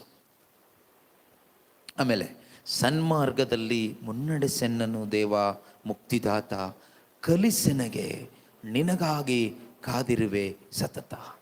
Teach me O Lord, I am waiting for you. Should wait in the presence of God so that God can teach you his way. We don't have time to spend in the presence of God today. ನಮಗೆ ದೇವರ ಸಾನ್ನಿಧ್ಯದಲ್ಲಿ ಕೊಡಲಿಕ್ಕೆ ಅಥವಾ ಕಳೀಲಿಕ್ಕೆ time ಇಲ್ಲ ಅಂತ ಹೇಳ್ತೀವಿ. ಉಪಯೋಗಕ್ಕೆ ಬಾರದೇ ಇರುವ ಮನುಷ್ಯರ ಮುಂದೆ, ನಮ್ಮ ಜೀವನನ ಹಾಳು ಮಾಡುವಂಥ ಮೊಬೈಲ್ ಫೋನ್ ಮುಂದೆ, ಲ್ಯಾಪ್ಟಾಪ್ ಮುಂದೆ, ಕಂಪ್ಯೂಟರ್ ಮುಂದೆ, ಎಂಟರ್ಟೈನ್ಮೆಂಟ್ ವರ್ಲ್ಡ್ ಮುಂದೆ ಎಷ್ಟು ಸಮಯವನ್ನು ನಾವು ಹಾಳು ಮಾಡ್ತೀವಿ, ವ್ಯಯ ಮಾಡ್ತೀವಿ.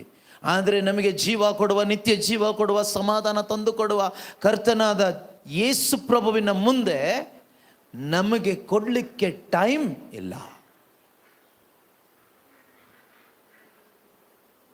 ಎಷ್ಟು ಚೆನ್ನಾಗಿದೆ ಪ್ರಾರ್ಥನೆ. ಸನ್ಮಾರ್ಗದಲ್ಲಿ ನಡೆಸೆನ್ನ ದೇವ ಮುಕ್ತಿದಾತ, ಕಲಿಸೆನಗೆ ನಿನಗಾಗಿ ಕಾದಿರುವೆ ಸತತ. ಬಟ್ ಕಾದು ಕುಳಿತು ಹೇಳಬೇಕಿದನ್ನ. ಸುಮ್ಮನೆ ಒಂದು ಮಂತ್ರ ಹೇಳಿದ ಹಾಗೆ ನಮಗೆ ಮಂತ್ರ ಹೇಳಿ ಹೇಳಿ ಅಭ್ಯಾಸ ಆಗಿಬಿಟ್ಟಿದೆ.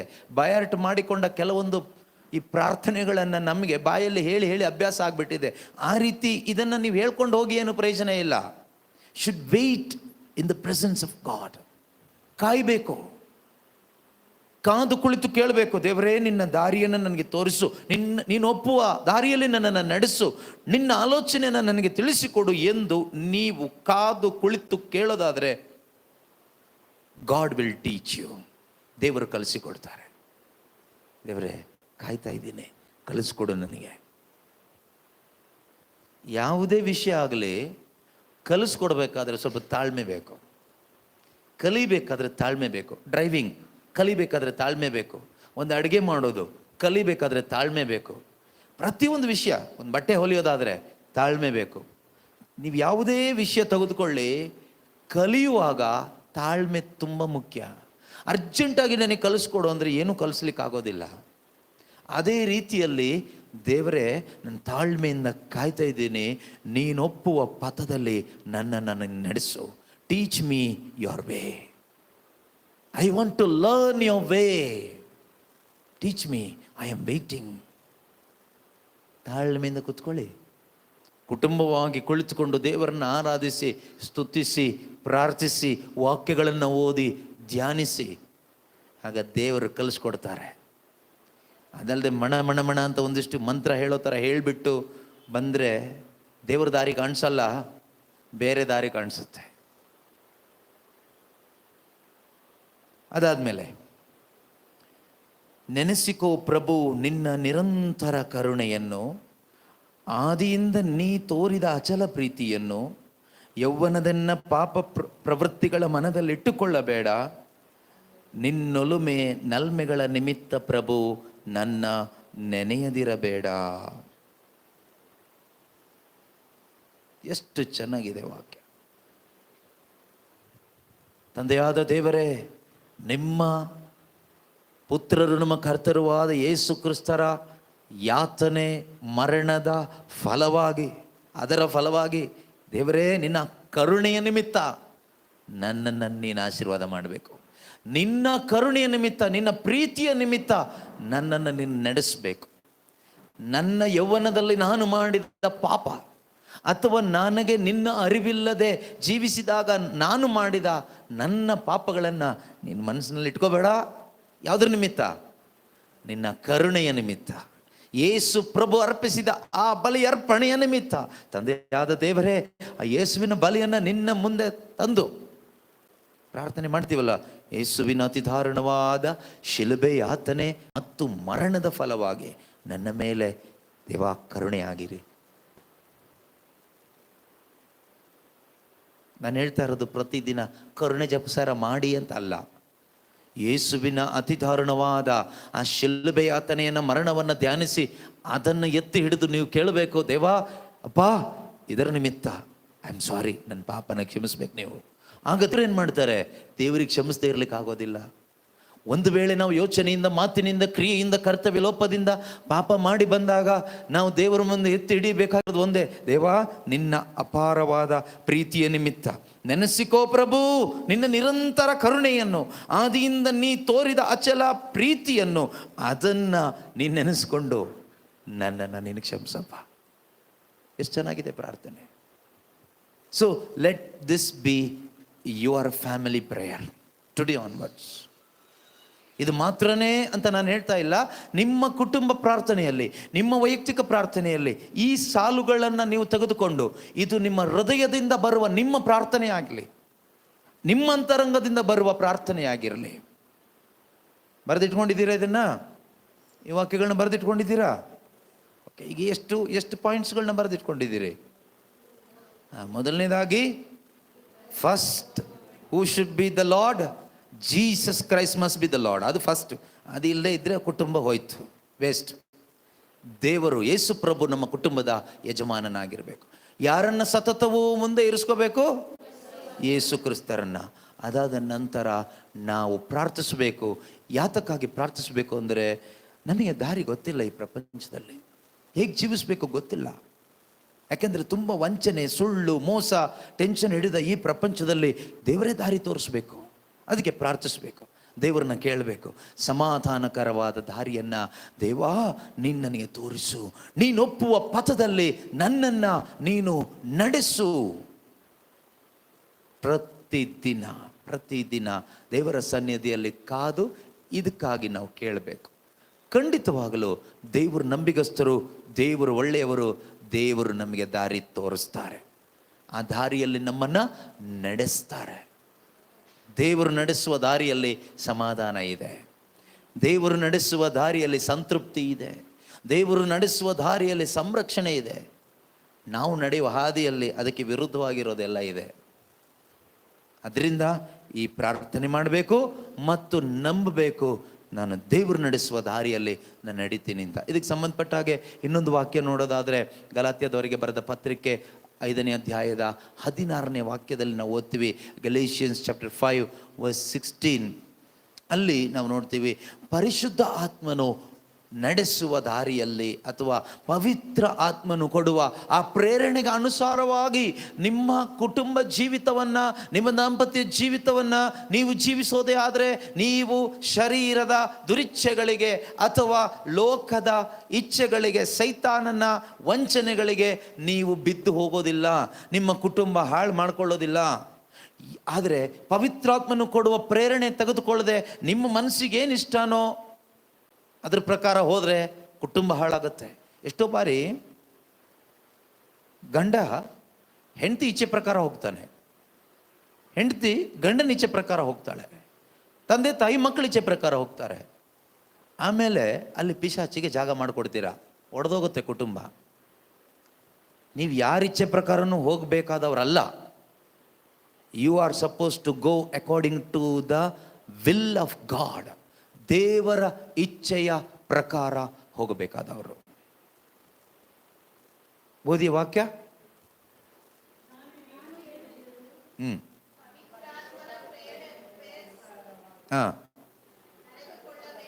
ಓಕೆ.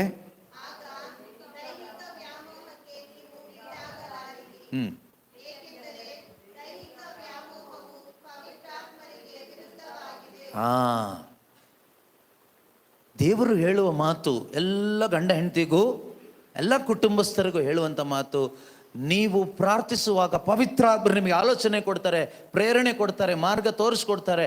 ಆ ಪ್ರೇರಣೆಗೆ ಅನುಸಾರವಾಗಿ ನೀವು ಒಂದೊಂದು ಡಿಸಿಷನ್ ಮಾಡಿ. Because you are a Christian family. ನಿಮ್ಮದು ಒಂದು ಕ್ರೈಸ್ತ ಕುಟುಂಬ, ಒಂದು ವಿಶ್ವಾಸಿಯ ಕುಟುಂಬ, ಲೋಕದ ಕುಟುಂಬ ಅಲ್ಲ, ಪಿಶಾಚಿಯ ಕುಟುಂಬ ಅಲ್ಲ. You are the citizens of the kingdom of God. ನೀವು ಸ್ವರ್ಗ ಸಾಮ್ರಾಜ್ಯದ ಪ್ರಜೆಗಳು. Jesus is the Lord of your family. ಯೇಸು ನಿಮ್ಮ ಕುಟುಂಬದ ಪ್ರಭು, ಯಜಮಾನರಾಗಿದ್ದಾರೆ. ಆದುದರಿಂದ ಅವರು ಕೊಡುವ ಪ್ರೇರಣೆ ಪ್ರಕಾರ ನಾವು ಹೋಗಬೇಕು. ಆಗ ಏನಾಗೋದಿಲ್ಲ, ನಾವು ಶರೀರದ ಇಚ್ಛೆಗಳಿಗೆ, ಸೈತಾನನ ಕುತಂತ್ರಗಳಿಗೆ ನಾವು, ನಮ್ಮ ಮಕ್ಕಳು ಬಲಿ ಆಗೋದಿಲ್ಲ. ಇವತ್ತು ಪ್ರಾಬ್ಲಮ್ ಏನು ಅಂದರೆ, ಗಂಡ ಹೆಂಡತಿ ಒಟ್ಟಾಗಿ ಸೇರಿ ಪ್ರಾರ್ಥನೆ ಇಲ್ಲ. ಒಟ್ಟಾಗಿ ಶಾಪಿಂಗ್ ಮಾಡ್ತೀವಿ, ಒಟ್ಟಾಗಿ ಮಲ್ಕೊಳ್ತೀವಿ, ಒಟ್ಟಾಗಿ ಮಜಾ ಮಾಡ್ತೀವಿ, ಒಟ್ಟಾಗಿ ಸಿನಿಮಾ ನೋಡ್ತೀವಿ, ಒಟ್ಟಾಗಿ ಊರು ಸುತ್ತೀವಿ, ಒಟ್ಟಾಗಿ ಎಲ್ಲ ಮಾಡ್ತೀವಿ, ಒಟ್ಟಾಗಿ ಚರ್ಚಿಗೆ ಹೋಗ್ತೀವಿ ಬೇಕಾದರೆ. ಆದರೆ ಒಟ್ಟಿಗೆ ಕುತ್ಕೊಂಡು ತ್ರಯೇಕ ದೇವರನ್ನ ಆರಾಧಿಸಿ ದೇವರ ಜ್ಞಾನಕ್ಕಾಗಿ ಎಷ್ಟು ಜನ ನಿಜವಾಗಲೂ ಪ್ರಾಮಾಣಿಕವಾಗಿ ಗಂಡ ಹೆಂಡತಿ ಪ್ರತಿದಿನ ಪ್ರಾರ್ಥಿಸ್ತಾ ಇದ್ದೀರಾ? ದೇವರ ಸಾನ್ನಿಧ್ಯಕ್ಕಾಗಿ ಎಷ್ಟು ಜನ ಪ್ರಾರ್ಥಿಸ್ತಾ ಇದ್ದೀರಾ? ಯೋಬ ಪ್ರತಿದಿನ ತನ್ನ ಮಕ್ಕಳು ಮನಸ್ಸಿನಲ್ಲಿ ಏನಾದರೂ ದೇವರನ್ನ ಬೈಕೊಂಡಿದ್ದಾರೋ ಏನೋ ಎಂದು ಎಷ್ಟು ಜನ ತಂದೆ ತಾಯಂದ್ರೆ ಇವತ್ತು ಮೊಣಕಾಲೂರಿ ಮಕ್ಕಳಿಗೋಸ್ಕರ, ಮಕ್ಕಳು ದಾರಿ ತಪ್ಪಿ ಹೋಗಬಾರ್ದು, ದೇವರೇ ದೈವ ಭಯದಲ್ಲಿ ಬದುಕಬೇಕು, ವಿಶ್ವಾಸದಲ್ಲಿ ಇವರು ನಿಂತ್ಕೋಬೇಕು, ಇವರು ಕೆಟ್ಟ ಸಾಕ್ಷಿಗಳಾಗಬಾರ್ದು, ಕ್ರಿಸ್ತ ಸಾಕ್ಷಿ ಆಗಬೇಕು ಅಂತ ಆತ್ಮಭಾರದಿಂದ ಎಷ್ಟು ಜನ ತಂದೆ ತಾಯಿ ನೀವು ಪ್ರಾರ್ಥನೆ ಮಾಡ್ತಾ ಇದ್ದೀರಾ? ನೀವು ಆತ್ಮಭಾರದಿಂದ ಮಾಡಿದರೆ ನಿಮ್ಮ ಮಕ್ಕಳು ಕೆಟ್ಟ ಸಾಕ್ಷಿ ಆಗ್ಲಿಕ್ಕೆ ಚಾನ್ಸ್ ಇಲ್ಲ. ದೇವರು ಬಿಟ್ಟು ಕೊಡೋದಿಲ್ಲ, ಅವರು ಕ್ರಿಸ್ತ ಸಾಕ್ಷಿ ಆಗ್ತಾರೆ. ಯಾಕಂದರೆ ದೇವರು ನಂಬಿಗಸ್ತರು. ನೀತಿವಂತನ ಪ್ರಾರ್ಥನೆ ಶಕ್ತಿಯುತವಾದದ್ದು, ಫಲಭರಿತವಾದದ್ದು. ನೀವು ಮಕ್ಕಳಿಗೆಲ್ಲ ಕೊಡ್ತೀರಿ, ವಿದ್ಯಾಭ್ಯಾಸ ಕೊಡ್ತೀರಿ, ಊಟ ಕೊಡ್ತೀರಿ, ಬಟ್ಟೆ ಕೊಡ್ತೀರಿ, ಕೇಳಿದೆಲ್ಲ ಕೊಟ್ರಿ. ಆದರೆ ಕೊಡಬೇಕಾದ ದೈವ ಜ್ಞಾನ ಕೊಡದೇ ಇದ್ದರೆ, ಅವರಿಗಾಗಿ ಮಾಡಬೇಕಾದ ಪ್ರಾರ್ಥನೆ ನೀವು ಮಾಡದೇ ಇದ್ದರೆ ಆ ಮಕ್ಕಳು ಹಾಳಾಗ್ತಾರೆ. ಗಂಡ ಹೆಂಡತಿ ಪರಸ್ಪರ ಒಬ್ಬರಿಗೊಬ್ಬರು ಪ್ರಾರ್ಥಿಸಬೇಕು. ನನ್ನ ಹೆಂಡತಿ ಒಂದು ಸಾಕ್ಷಿ ಆಗಬೇಕು, ಕ್ರಿಸ್ತ ಸಾಕ್ಷಿ ಆಗಬೇಕು. ನನ್ನನ್ನು ಪ್ರೀತಿಸುವುದಕ್ಕಿಂತ ಹೆಚ್ಚಾಗಿ ಯೇಸುವೆ ನನ್ನ ಜೀವನ ಸಂಗಾತಿ, ನಿನ್ನನ್ನು ಪ್ರೀತಿಸುವವಳು ಆಗಬೇಕಪ್ಪ ಅಂತ ಒಂದು ಅಭಿಷೇಕ ಆತನ ಮೇಲೆ, ಆಕೆ ಮೇಲೆ ಸುರಿಸಪ್ಪ ಎಂದು ಪ್ರಾರ್ಥಿಸಬೇಕು. ನಾವೇನು ಪ್ರಾರ್ಥನೆ ಮಾಡ್ತೀವಿ? ದೇವರೇ ನಾನು ಸರಿ ಇದ್ದೀನಿ, ನಾನು ಹೆಂಡ್ತಿನ ಸರಿ ಮಾಡಪ್ಪ, ನಾನು ಗಂಡ ಹೆಂಡ್ತಿ ನಾನು ಸರಿ ಇದ್ದೀನಿ, ನಾನು ಗಂಡನ ಸರಿ ಮಾಡಪ್ಪ ಅಂತ. ಅದೆಲ್ಲ ಪ್ರಾರ್ಥನೆ, ಸ್ವಾರ್ಥಭರಿತವಾದ ಪ್ರಾರ್ಥನೆ. ಯಾಕೆಂದರೆ ಎಲ್ಲರೂ ಯೇಸುವನ್ನು ಅರಿಯಬೇಕು, ಯೇಸುವಿನ ಸಂಬಂಧಕ್ಕೆ ಬರಬೇಕು, ದೇವರ ಸಂಬಂಧಕ್ಕೆ ಬರಬೇಕು.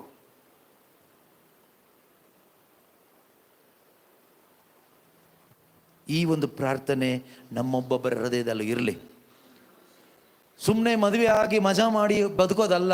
ಮದುವೆಯಾಗಿ ನಾವು ದೇವರಿಗೆ ಮೆಚ್ಚುಗೆ ಆಗುವ ಒಂದು ಕುಟುಂಬ ಜೀವನವನ್ನು ನಾವೆಲ್ಲರೂ ಜೀವಿಸಬೇಕು. ಅದಕ್ಕೆ ಬೇಕಾದ ಸಿದ್ಧತೆ ಈ ವಿವಾಹಕ್ಕಿಂತ ಮುಂಚಿತವಾಗಿ ತಂದೆ ತಾಯಿ ಮಕ್ಕಳ ಒಳಗಡೆ ತುಂಬಿಸ್ಬೇಕು, ಧರ್ಮಸಭೆ ತುಂಬಿಸ್ಬೇಕು. ಪ್ರೀತಿಯ ಸಹೋದರ ಸಹೋದರಿಯರೇ, ಇವತ್ತು ಈ ವಾಕ್ಯವನ್ನು ಯಾರೆಲ್ಲ ಆಲಿಸ್ತಾ ಇದ್ದೀರೋ, ಇದು ನಿಮಗೆ ಯಾಕೆ ದೇವರು ಈ ಆಲೋಚನೆ ಕೊಡ್ತಾ ಇದ್ದಾರೆ ಅಂದರೆ, ಈ ಆಲೋಚನೆಯನ್ನು ನಾವು ತೆಗೆದುಕೊಂಡು ಎಷ್ಟೋ ಕುಟುಂಬಗಳಿಗೆ ಇದನ್ನು ಹಂಚಬೇಕಾಗಿದೆ. ಇವತ್ತು ಎಷ್ಟೋ ಕುಟುಂಬಗಳಿಗೆ ಈ ಆತ್ಮಿಕ ಸತ್ಯದ ಅರಿವಿಲ್ಲದೆ ಸತ್ತೋಗ್ಬಿಟ್ಟಿದ್ದಾರೆ. ಆತ್ಮಿಕವಾಗಿ ದೇವರಿಂದ ಬೇರ್ಪಟ್ಟು ಪಿಶಾಚಿ ವಶದಲ್ಲಿದ್ದಾರೆ ಕ್ರೈಸ್ತ ಕುಟುಂಬಗಳು. ಆಮೇಲೆ ಒದ್ದಾಡ್ತಾರೆ, ಅಲ್ಲಿ ಧ್ಯಾನ, ಇಲ್ಲಿ ಪ್ರಾರ್ಥನೆ, ಇಲ್ಲಿ counselling. Better build your family on the foundation of God's word. That is the secure foundation. ನಿಮ್ಮ ಕುಟುಂಬ ಅಂತಕ್ಕಂತಹ ಆ ಮನೆಯನ್ನು ನೀವು ದೇವರ ವಾಕ್ಯ ಎಂಬ ಅಡಿಪಾಯದಲ್ಲಿ ಸುರಕ್ಷಿತವಾಗಿ ಕಟ್ಟಿಕೊಳ್ಳಿ. ಬುದ್ಧಿವಂತರಾಗ್ರಿ. ಹಣದ ಮೇಲೆ ಕಟ್ಟಬೇಡಿ, ಮನುಷ್ಯನ ಮೇಲೆ ಕಟ್ಟಬೇಡಿ, ಯಾವುದ್ರ ಮೇಲೂ ಕಟ್ಟಲಿಕ್ಕೆ ಹೋಗಬೇಡಿ ನಿಮ್ಮ ಜೀವನನ. Build your house, build your family, build your relationships on the foundation of God's word. That means Jesus must be the foundation or the cornerstone of your family. Then you will have a secured, happy family. ಸುರಕ್ಷಿತವಾದ, ಸಂತೃಪ್ತಿಯಿಂದ ಕೂಡಿದ ಒಂದು ಕುಟುಂಬ ಜೀವನ ಜೀವಿಸಲಿಕ್ಕಾಗುತ್ತೆ. Next point, ಸುಖಕರವಾದ, ತೃಪ್ತಿಕರವಾದ ಕುಟುಂಬ ಜೀವನಕ್ಕೆ ಮತ್ತೊಂದು ಪಾಯಿಂಟನ್ನು ಬರ್ಕೊಳ್ಳಿ. ಕೀರ್ತನೆಗಳ ಪುಸ್ತಕ. ಯಾಕೋ ದೇವರು ಇವತ್ತೆಲ್ಲ ಕೀರ್ತನೆಗಳಿಂದ ಕೊಡ್ತಾ ಇದ್ದಾರಲ್ವಾ? ಇರಲಿ, ಪರವಾಗಿಲ್ಲ. ಕೀರ್ತನೆಗಳ ಪುಸ್ತಕ 37ನೇ ಅಧ್ಯಾಯ 4-5. ಇದು ಮಾತ್ರ ಕಡ್ಡಾಯ ಆಯ್ತಾ? ಎಲ್ಲರಿಗೂ ಕಡ್ಡಾಯ. ಪ್ರಭು ಯೇಸು ಕ್ರಿಸ್ತರಿಂದಲೇ ಬಯಸು ನಿನ್ನ ಆನಂದವನ್ನು. You have to take delight in the Lord always. He will fulfill the desires of your heart. ನಮ್ಮ ಹೃದಯದ ಬಯಕೆಯನ್ನ, ಅಂದ್ರೆ ನಾವು ಇಷ್ಟಪಟ್ಟಿದ್ದೆಲ್ಲ ಅಂತಲ್ಲ, ನಮ್ಮ ಹೃದಯಕ್ಕೆ ಏನು ಬೇಕು, the need of your heart. ನಮ್ಮ ಹೃದಯದಲ್ಲಿ ಇವತ್ತು ಏನಿಲ್ಲ ಗೊತ್ತಾ? ಆನಂದ ಇಲ್ಲ, ಸಂತೋಷ ಇಲ್ಲ, ಸಂತೃಪ್ತಿ ಇಲ್ಲ. That is what our need. Money is not our need. ಹಣ ಅಲ್ಲ ನಮಗೆ ಬೇಕಾಗಿರೋದು, ಅಲ್ವಾ? ನಮಗೆ ಬೇಕಾಗಿರೋದು ಇನ್ನೇನು ವಸ್ತುಗಳು ಅಥವಾ ಯಾವುದೋ ಅಲ್ಲ. ನಮ್ಮ ಹೃದಯಕ್ಕೆ ಏನು ಬೇಕು ಗೊತ್ತಾ? ಈ ಹೃದಯ ಸರಿಯಾಗಿ ಬದುಕಲಿಕ್ಕೆ ಇದಕ್ಕೆ ಸಮಾಧಾನ ಬೇಕು, ಇದಕ್ಕೆ ಆನಂದ ಬೇಕು. ಈ ಹಾರ್ಟಲ್ಲಿ ಜಾಯ್ ಅಂತಕ್ಕಂಥ, ಆನಂದ ಅನ್ನುವಂತಹ ಫ್ಯೂಲ್ ಬೇಕಿದಕ್ಕೆ. ದೇವರು ಹೇಳ್ತಾರೆ, ನಾನು ನಿನಗೆ ಆನಂದ ಕೊಡ್ತೀನಿ, ನಿನ್ನ ಹೃದಯದ ಆಸೆ ನಾನು ಈಡೇರಿಸ್ತೀನಿ, ನಿನ್ನ ಹೃದಯದ ನೀಡ್ ಏನಿದೆ that I will fulfil.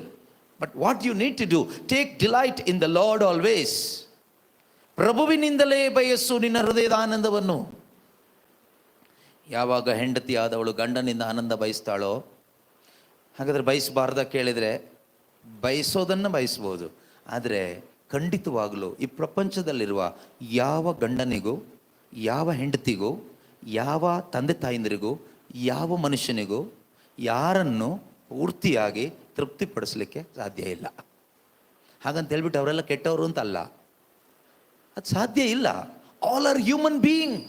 There are weaknesses in every human being.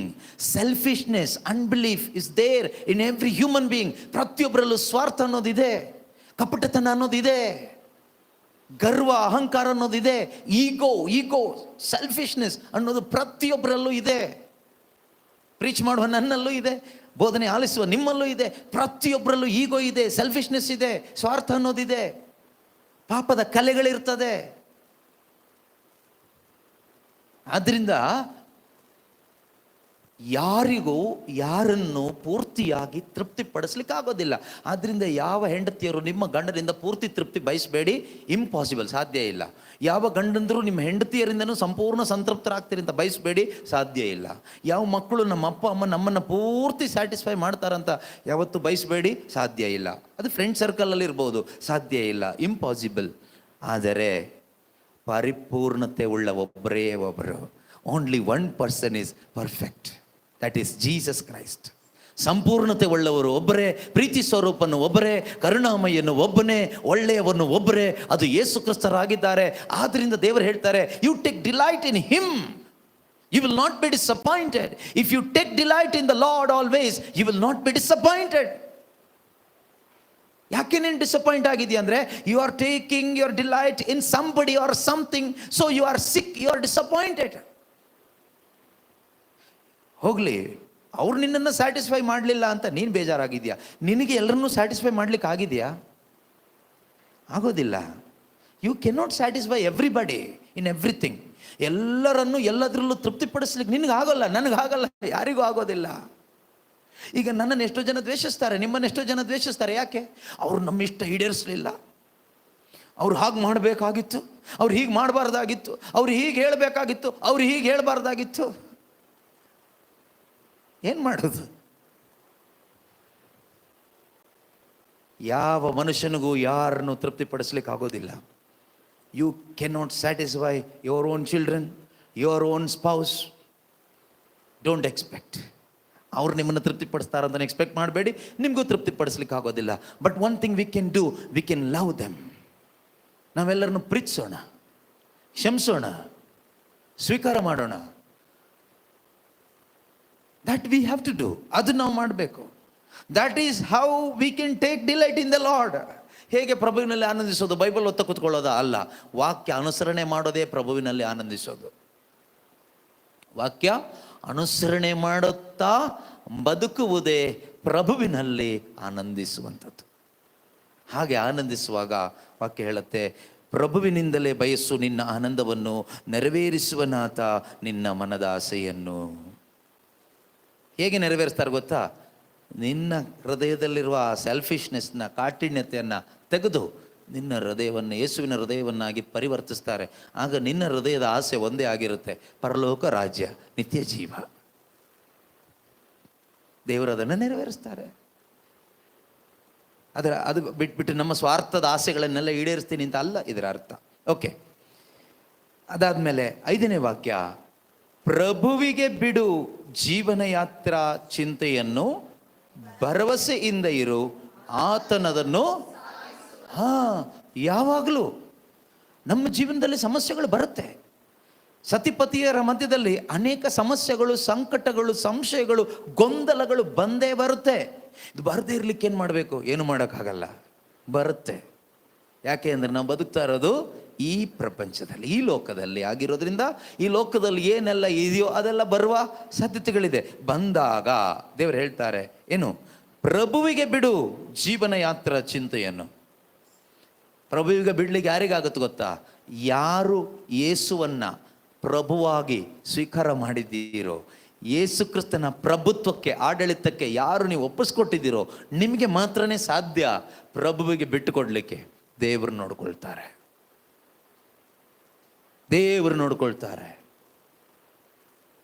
ಯೋಬ ಹೇಳ್ತಾನಲ್ವಾ, ದೇವರು ಕೊಟ್ಟರು, ದೇವರು ತೆಗೆದುಕೊಂಡ್ರು, ದೇವರ ನಾಮಕ್ಕೆ ಸ್ತೋತ್ರ.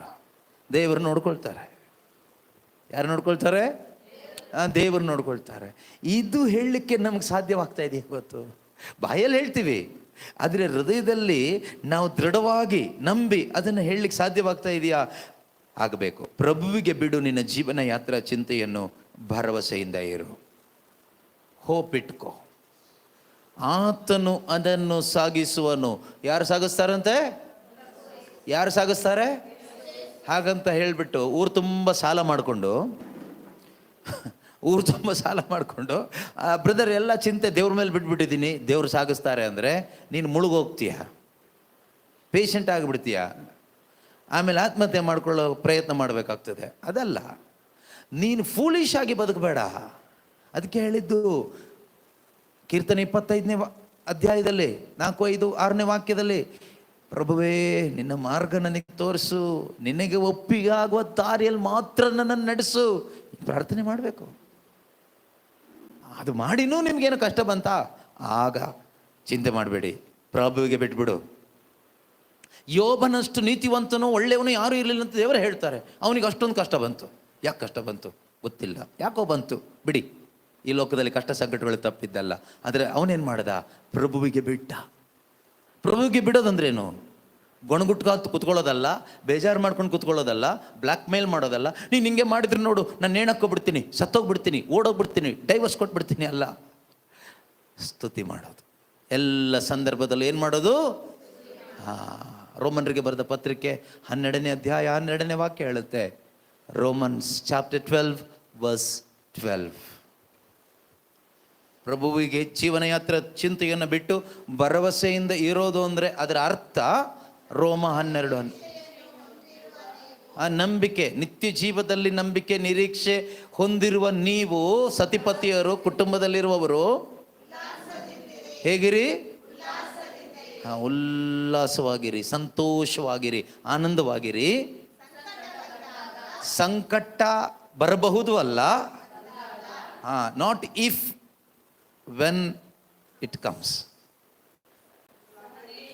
ಅಂದ್ರೆ ಸಂಕಟ ಬರುತ್ತೆ ಅಂತ. ಸಂಕಟ ಬಂದಾಗ, ಸಂಕಟ ಬರಬಹುದು ಅಲ್ಲ, ಸಂಕಟ ಬರುತ್ತೆ. ಸಂಕಟ ಬಂದಾಗ ಸಹನೆಯಿಂದ ಇರಬೇಕಾದ್ರೆ ಸತತವು ಯಾರನ್ನ ಮುಂದೆ ಇರಿಸ್ಕೋಬೇಕು? ಅವ್ರನ್ನ ಇರಿಸ್ಕೊಂಡ್ರೆ ಮಾತ್ರನೇ. ಇನ್ನು ಯಾರನ್ನ ಇರಿಸ್ಕೋಬೇಡಿ, ಆಯ್ತಾ? ಯಾವುದೇ ಕಾರಣಕ್ಕೂ ಇನ್ಮೇಲೆ ಯಾರನ್ನೂ ಇರಿಸ್ಕೋಬೇಡಿ, ಎಲ್ಲರನ್ನೂ ಸೈಡಿಗೆ ಇಟ್ಬಿಡಿ, ಪ್ರಭುನ ಮಾತ್ರ ಮುಂದೆ ಇರಿಸ್ಕೊಳ್ಳಿ. ಸಂಕಟ ಬಂದಾಗ ಸಹನೆಯಿಂದ ಇರಿ, ಬೇಸರಗೊಳ್ಳದೆ ಏನ್ ಮಾಡಿ? ಪ್ರಾರ್ಥನೆ ಮಾಡಿ. ಇದೇ ಅದರ ಅರ್ಥ. ಪ್ರಭುವಿಗೆ ಬಿಡು ಜೀವನ ಯಾತ್ರ ಚಿಂತೆಯನ್ನು, ಭರವಸೆಯಿಂದಿರು, ಆತನದನ್ನು ಸಾಗಿಸುವನು. ಅಂದರೆ ಬೇಸರ ಮಾಡ್ಕೊಳ್ಳದೆ, ದೇವರಿದ್ದಾರೆ, ದೇವರು ನೋಡ್ಕೊಳ್ತಾರೆ, ಅವರು ಸರ್ವಶಕ್ತರು, ಅವ್ರು ನನ್ನ ಅಪ್ಪ. Is my daddy, is all mighty. Heavenly father is my daddy and is all mighty. He knows everything. He knows end from the beginning. Why to worry? I should thank God and praise God. That's what Job did. ಯೋಬನ ಅದನ್ನೇ ಮಾಡಿದ್ದು. ಅದರ ಪರಿಣಾಮ ಏನಾಯಿತು? At the end he could see the glory of God. ಕೊನೆಯಲ್ಲಿ ಆತನು ದೇವರ ಮಹಿಮೆಯನ್ನು ನೋಡ್ಲಿಕ್ಕಾಯ್ತು. Every believer, every child of God, you will see the glory of God in your life. ಪ್ರತಿಯೊಬ್ಬ ದೇವರ ಮಕ್ಕಳು ದೇವರ ಮಹಿಮೆಯನ್ನು ದರ್ಶಿಸ್ತಾರೆ, ದೇವರ ಒಳಿತನ್ನು ಕಾಣ್ತಾರೆ, ಅನುಭವಿಸ್ತಾರೆ. ಆದರೆ ಈಗ ಏನೆಲ್ಲ ಇನ್ಸ್ಟ್ರಕ್ಷನ್ ದೇವ್ರು ನಮಗೆ ಕೊಡ್ತಾ ಇದ್ದಾರೋ ಈ ದಾರಿಯಲ್ಲಿ ಬರಬೇಕು. ಸುಮ್ಮನೆ ಇಷ್ಟ ಬಂದಂಗೆ ಬಂದ್ಬಿಟ್ಟು ನಾನು ಆ ಪ್ರಾರ್ಥನೆ ಮಾಡಿದೆ, ಈ ಪ್ರಾರ್ಥನೆ ಮಾಡಿದೆ, ಅದು ಮಾಡಿದೆ, ಇದು ಮಾಡಿದೆ, ಕಥೆ ಎಲ್ಲ ಹೇಳಬೇಡಿ, ವರ್ಕೌಟ್ ಆಗೋದಿಲ್ಲ. ಈಗೇನು ದೇವರು ನಿಮಗೆ ಆಲೋಚನೆ ಕೊಟ್ಟಿದ್ದಾರೋ ಈ ಆಲೋಚನೆ ಪ್ರಕಾರ ಬಂದು ನೋಡಿ. ಇದು ಬರಲಿಕ್ಕೆ ಏನು ಕಷ್ಟ ಇಲ್ಲ, ಬಂದು ನೋಡಿ, ಖಂಡಿತ ರಿಸಲ್ಟ್ ಬರುತ್ತೆ. ದೇವರ ಬಾಯಿಂದ ಹೊರಟು ಬಂದ ಮಾತು ವ್ಯರ್ಥವಾಗಿ ಹೋಗೋದಿಲ್ಲ. Word of God will never fail. Praise the Lord. ಕಡೆಯದಾಗಿ ಒಂದು ಇನ್ಸ್ಟ್ರಕ್ಷನ್, ಅದು ಹೇಳಿ ನಿಲ್ಲಿಸ್ಬಿಡ್ತೀನಿ. ಯಾಕೆಂದರೆ ಇದು ಹೇಳ್ತಾ ಹೋದರೆ ಬೈಬಲ್ ಪೂರ್ತಿ ಇನ್ಸ್ಟ್ರಕ್ಷನ್ಸೇ ಇರೋದು. ಈಗ ಸದ್ಯಕ್ಕೆ ಸಮಯ ಕಡಿಮೆ ಇರೋದ್ರಿಂದ ಸದ್ಯಕ್ಕೆ ಸಾಕು. ಇದನ್ನು ನಾವು ಅಳವಡಿಸ್ಕೊಂಡು ಬಿಟ್ರೆ we will have A beautiful family life. ಬಹಳ ಸುಂದರವಾದ ಕುಟುಂಬ ಜೀವನ ಜೀವಿಸ್ಬೋದು. ಕೊಲೋಷಿಯನ್ಸ್ ಸಂತ ಪೌಲರು ಕೊಲೋಸದವರಿಗೆ ಬರೆದ ಪತ್ರಿಕೆ. ಇದನ್ನು ಸುಮ್ಮನೆ ಕೇಳಿಸ್ಕೊಂಡು ಬಿಡಬೇಡಿ, ಆಯಿತಾ? ದಯವಿಟ್ಟು ಅದೊಂದು ಕೆಲಸ ಮಾಡಬೇಡಿ. ಯಾಕೆಂದರೆ ಇದು ದೇವರ ವಾಕ್ಯಗಳು. ದೇವರು ನಮ್ಮ ಮೇಲಿರೋ ಪ್ರೀತಿಯಿಂದ ನಮ್ಮ ಒಳಿತಿಗಾಗಿ ಕೊಡುವಂತಹ ಮುತ್ತುಗಳು. ನಾವು ಹಂದಿಗಳ ಥರ ತುಳ್ಕೊಂಡು ಹೋಗಬಾರ್ದು. ಇದನ್ನು ಮುತ್ತನ್ನು ಹಂದಿ ಮುಂದೆ ಚೆಲ್ಲಬೇಡಿ ಅಂತ ಯೇಸು ಸ್ವಾಮಿ ಹೇಳ್ತಾರಲ್ವಾ. ನಾವು ಯಾವಾಗ ಹಂದಿಗಳಾಗ್ತೀವಿ ಗೊತ್ತಾ? ಈ ವಾಕ್ಯದ ಪ್ರಕಾರ ನಾವು ಬದುಕೋದೇ ಇಲ್ಲ. ಈಗೇನು ಕೇಳಿಸ್ಕೊಂಡಿದ್ದೀರೋ ಇದ್ರ ಪ್ರಕಾರ ನೀವು ಬದುಕ್ತಾ ಇಲ್ಲ ಅಂದರೆ ನೀವು ಹಂದಿಗಳೇ. ಅದರಿಂದ ಯಾರು ಹಂದಿಗಳಾಗೋದ್ಬಾರ್ದು. ದೇವರ ಮಕ್ಕಳು ನಾವು. ದೇವರು ಹೇಳಿದ್ದಾರೆ ಮುತ್ತನ್ನು ಹಂದಿ ಮುಂದೆ ಚೆಲ್ಲಬೇಡಿ ಅಂತ. ಸೊ ಈಗೆಲ್ಲ ನಾವೆಲ್ಲರೂ ದೇವರ ಮಕ್ಕಳು ಎಂದೆಣಿಸಿ ದೇವರು ನಮ್ಮ ಮುಂದೆ ಇದನ್ನು ಚೆಲ್ತಾ ಇದ್ದಾರೆ. ಸಾವಿರಾರು ಚಿನ್ನ ಬೆಳ್ಳಿ ನಾಣ್ಯಕ್ಕಿಂತಲೂ ಮುತ್ತು ರತ್ನಕ್ಕಿಂತಲೂ ಬೆಲೆ ಉಳ್ಳ ದೇವರ ವಾಕ್ಯಗಳನ್ನು, ಸತ್ಯಗಳನ್ನು, ನಮಗೆ ಪರಲೋಕದ ಮುತ್ತು ರತ್ನಗಳನ್ನು ನಮ್ಮ ಮುಂದೆ ದೇವರು ಪ್ರೀತಿಯಿಂದ ಚೆಲ್ತಾ ಇದ್ದಾರೆ. ನಮ್ಮ ಕುಟುಂಬ ಚೆನ್ನಾಗಿರಬೇಕು, ನಮ್ಮ ಜೀವನ ಚೆನ್ನಾಗಿರಬೇಕು, ಸಮಾಧಾನಕರವಾಗಿರಬೇಕು ಅಂತ.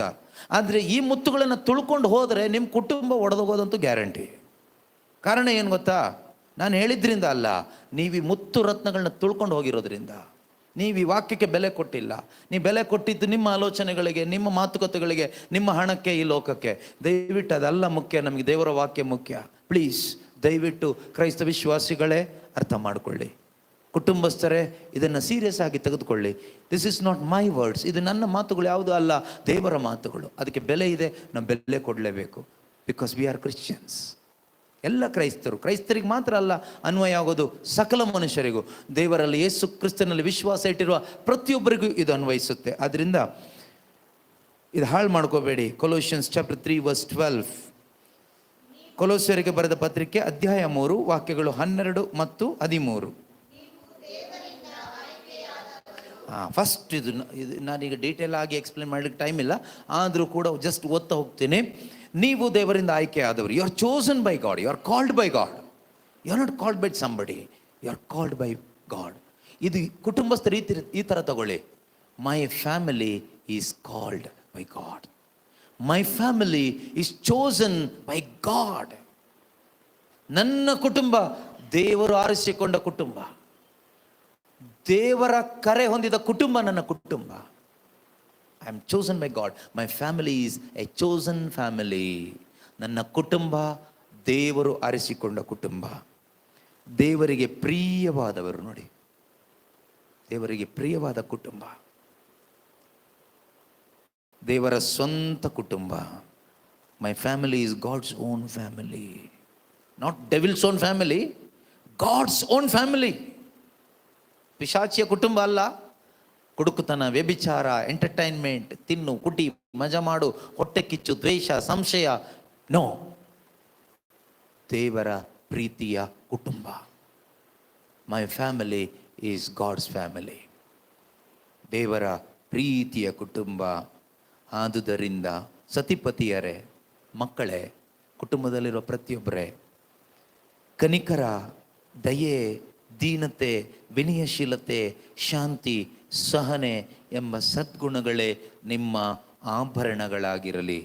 ಚಿನ್ನದ ವಿಷಯದಲ್ಲಿ, ಹಣದ ವಿಷಯದಲ್ಲಿ ಅಥವಾ ಇನ್ಯಾವುದೋ ವಿಷಯದಲ್ಲಿ ಕುಸ್ತಿ ಆಡಬೇಡಿ. ಪ್ರಾಣಿಗಳ ಥರ, ಕಾಡು ಪ್ರಾಣಿಗಳ ಥರ ಕಿತ್ತಾಡಬೇಡಿ. ಯಾಕೆಂದರೆ ಅದು ಯಾವುದು ದೇವರ ದೃಷ್ಟಿಯಲ್ಲಿ ಬೆಲೆ ಇರುವಂಥ ಆಭರಣಗಳಲ್ಲ, ವಸ್ತುಗಳಲ್ಲ. ದೇವರ ದೃಷ್ಟಿಯಲ್ಲಿ ತುಂಬ ಬೆಲೆ ಉಳ್ಳದ್ದು ಕನಿಕರ, ದಯೆ, ದೀನತೆ, ವಿನಯಶೀಲತೆ, ಶಾಂತಿ, ಸಹನೆ ಎಂಬ ಸದ್ಗುಣಗಳು ಎಂಬ ಆಭರಣಗಳು. ಇದನ್ನು ತೊಟ್ಕೊಳ್ಳಿ, ಇದನ್ನು ಧರಿಸ್ಕೊಳ್ಳಿ.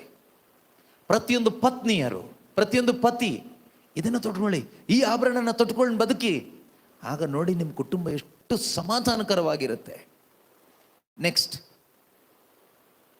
ಒಬ್ಬನನ್ನ ಒಬ್ಬರು ಸೈರಿಸಿಕೊಳ್ಳಿ, ಒಬ್ಬನ ಮೇಲೆ ತಪ್ಪು ಹೊರಿಸಲು ಕಾರಣವಿದ್ದರೂ ಕ್ಷಮಿಸಿಬಿಡಿ. ಪ್ರಭು ಯೇಸು ನಿಮ್ಮನ್ನು ಕ್ಷಮಿಸಿದಂತೆ ನೀವು ಇತರರನ್ನು ಕ್ಷಮಿಸಿರಿ. ಗಂಡ ಹೆಂಡತಿಯರೇ, ಕುಟುಂಬ ಜೀವನದಲ್ಲಿ ಮಾಡಬೇಕಾಗಿರೋದಿದೆ. ಪ್ರತಿಯೊಂದು ಕುಟುಂಬದಲ್ಲೂ ಗಂಡನಿಗಿರ್ಬೋದು, ಹೆಂಡತಿಗಿರ್ಬೋದು, ಮಕ್ಕಳಿಗಿರ್ಬೋದು, ಅತ್ತೆಗಿರ್ಬೋದು, ಸೊಸೆಗಿರ್ಬೋದು, ಒಬ್ಬನ ಮೇಲೆ ತಪ್ಪು ಹೊರಿಸಲಿಕ್ಕೆ ಕಾರಣ ಇದ್ದೇ ಇರುತ್ತೆ.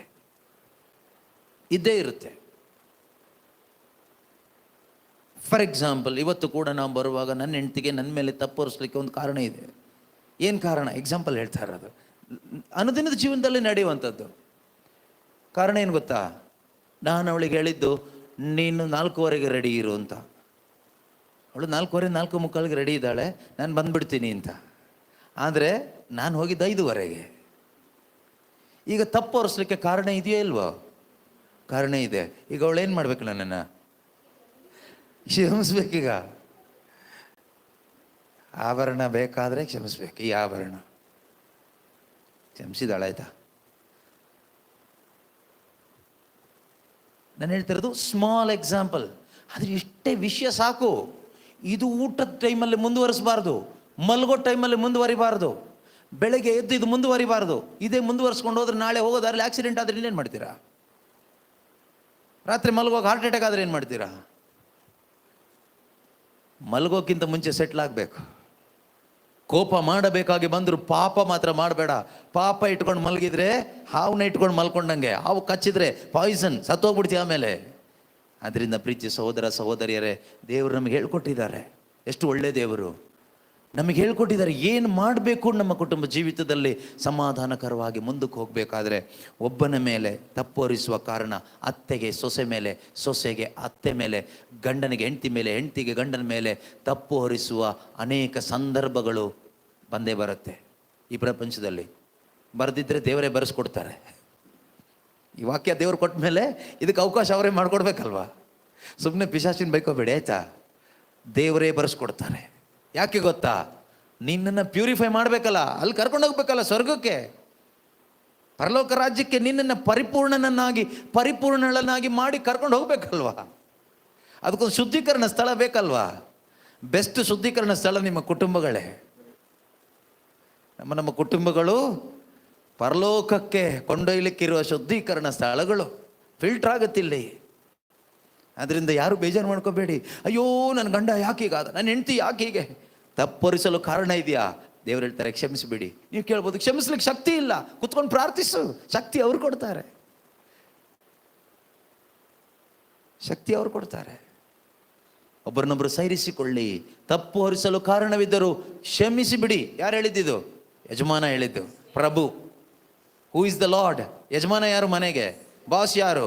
ಜೀಸಸ್. ಬಾಸ್ ಹೇಳ್ತಾ ಇದ್ದಾರೆ ಡೂ ದಿಸ್, ಮಾಡಲಿ. Yes Lord. ಸೇವಕ ನಾವು, ಸ್ಟಿವರ್ಡ್ಸ್, ಕೆಲಸಗಾರರು. ನಾವೇನು ಮಾಡಬೇಕು? ಕ್ಷಮಿಸ್ಬಿಡು. ಅಲ್ಲ, ಅವ್ರು ಏನು ಮಾಡಿದ್ದಾರೆ ಗೊತ್ತಾ ನಿನಗೆ? ಮಾಡಿದ ಮೇಲೆ ತಾನೇ ನಿನಗೆ ಗೊತ್ತಾಗಿದ್ದು. ಮಾಡೋದಕ್ಕಿಂತ ಮೊದಲೇ ನನಗೆ ಗೊತ್ತು. ಬಾಯಿ ಮುಚ್ಕೋ, ಕ್ಷಮಿಸ್ಬಿಡು. ದೇವ್ರ ಮುಂದೆ ನಮ್ದು ಯಾವುದು ಆಟ ನಡೆಯಲ್ಲ, ಆರ್ಗ್ಯುಮೆಂಟ್ಸ್ ನಡೆಯಲ್ಲ, ಜಸ್ಟಿಫಿಕೇಶನ್ ನಡೆಯಲ್ಲ. ಮಾಡ್ಲಿಕ್ಕೆ ಹೋಗಬೇಡಿ, ಸರೆಂಡರ್ ಆಗಿ.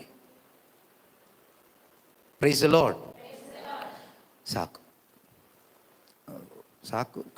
ಕಡೆಯದಾಗಿ ಲಾಸ್ಟ್ ಒಂದು ಇನ್ಸ್ಟ್ರಕ್ಷನ್. ತಂದೆ ತಾಯಿ ಮಕ್ಕಳು ಎಲ್ರಿಗೂ ಸೇರಿ ಗಂಡ ಹೆಂಡತಿ ಸೇರಿ ಎಲ್ರಿಗೂ ಸೇರಿ ನೋಡಿ, ಎಷ್ಟು ಒಳ್ಳೆ ದೇವರು, ಎಷ್ಟು ಒಳ್ಳೆ ವಾಕ್ಯ.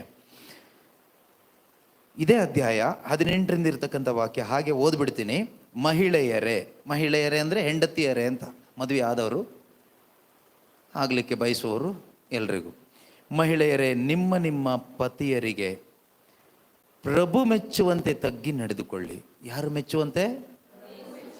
ಯೇಸು ಮೆಚ್ಚುವಂತೆ. ನೀನು ನಿನ್ನ ಪತಿಗೆ ತಗ್ಗಿ ನಡ್ಕೋಬೇಕಾದ್ರೆ ನಿನಗೆ ಮೊದಲು ಯೇಸುವಿನ ಪರಿಚಯ ಬೇಕು, ಯೇಸುವಿನ ಸಂಬಂಧ ಬೇಕು, ಯೇಸುವಿನ ವಾಕ್ಯದ ಅರಿವು ಬೇಕು. ಇದು ಯಾವುದು ಇಲ್ಲದೆ ನಿನ್ನ ಪತಿಗೆ ನೀನು ಪ್ರಭು ಮೆಚ್ಚುವ ಹಾಗೆ ತಗ್ಗಿ ನಡ್ಕೊಳ್ಳಿಕ್ಕೆ ಆಗೋದಿಲ್ಲ. ಯಾಕೆಂದರೆ ವಾಕ್ಯ ಹೇಳುತ್ತೆ, ಪ್ರಭುವಿಗೆ ಮೆಚ್ಚುಗೆ ಆಗೋದು ಯಾವುದು ಎಂದು ಕಲಿತುಕೊಳ್ಳಿ. ಮೊದಲು ಪ್ರಭುವಿಗೆ ಮೆಚ್ಚುಗೆ ಆದದ್ದು ಯಾವುದು ಎಂದು ನೀನು ಕಲ್ತ್ಕೋಬೇಕು. ಆಮೇಲೆ ಪ್ರಭುವಿಗೆ ಮೆಚ್ಚುಗೆ ಆದ ಹಾಗೆ ನಿನ್ನ ಪತಿಗೆ ತಗ್ಗಿ ನಡೆದುಕೊಳ್ಳಿ.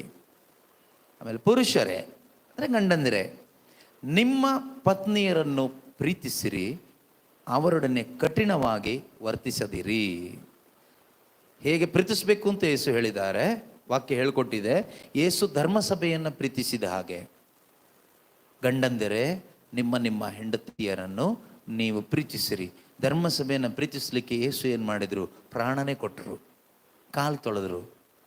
ಆದ್ದರಿಂದ ಹೆಂಡತಿಯರನ್ನ ಪ್ರೀತಿಸೋದು ಯಾವ ರೀತಿ ಅಂದರೆ, ಸೀರೆ ಕೊಟ್ಟಲ್ಲ, ಕಾಲು ತೊಳಿಬೇಕಾಗತ್ತೆ, ಸೇವೆ ಮಾಡಬೇಕಾಗತ್ತೆ,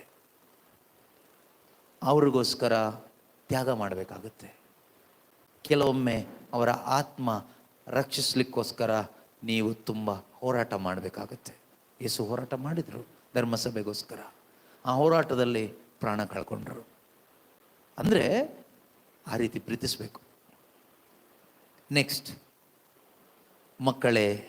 ಮಕ್ಕಳಿಗೂ ಸೇರಿ ಹೇಳ್ತಾ ಇದ್ದಾರೆ, ಎಲ್ಲದರಲ್ಲೂ ನಿಮ್ಮ ತಂದೆ ತಾಯಿಗಳ ಮಾತನ್ನು ಕೇಳಿರಿ. ಇವತ್ತು ಯಾವುದರಲ್ಲೂ ಮಕ್ಕಳು ತಂದೆ ತಾಯಿ ಮಾತು ಕೇಳ್ತಾ ಇಲ್ಲ. ಅವ್ರಿಗಿಷ್ಟ ಏನೋ ಇಷ್ಟ ಬಂದಾಗೆ ಮಾಡ್ತಾರೆ. ದೇವರು ಹೇಳ್ತಾರೆ, ಮಕ್ಕಳೇ, ಪ್ರತಿಯೊಂದರಲ್ಲೂ ನಿಮ್ಮ ತಂದೆ ತಾಯಿಯ ಮಾತನ್ನು ಕೇಳಿರಿ.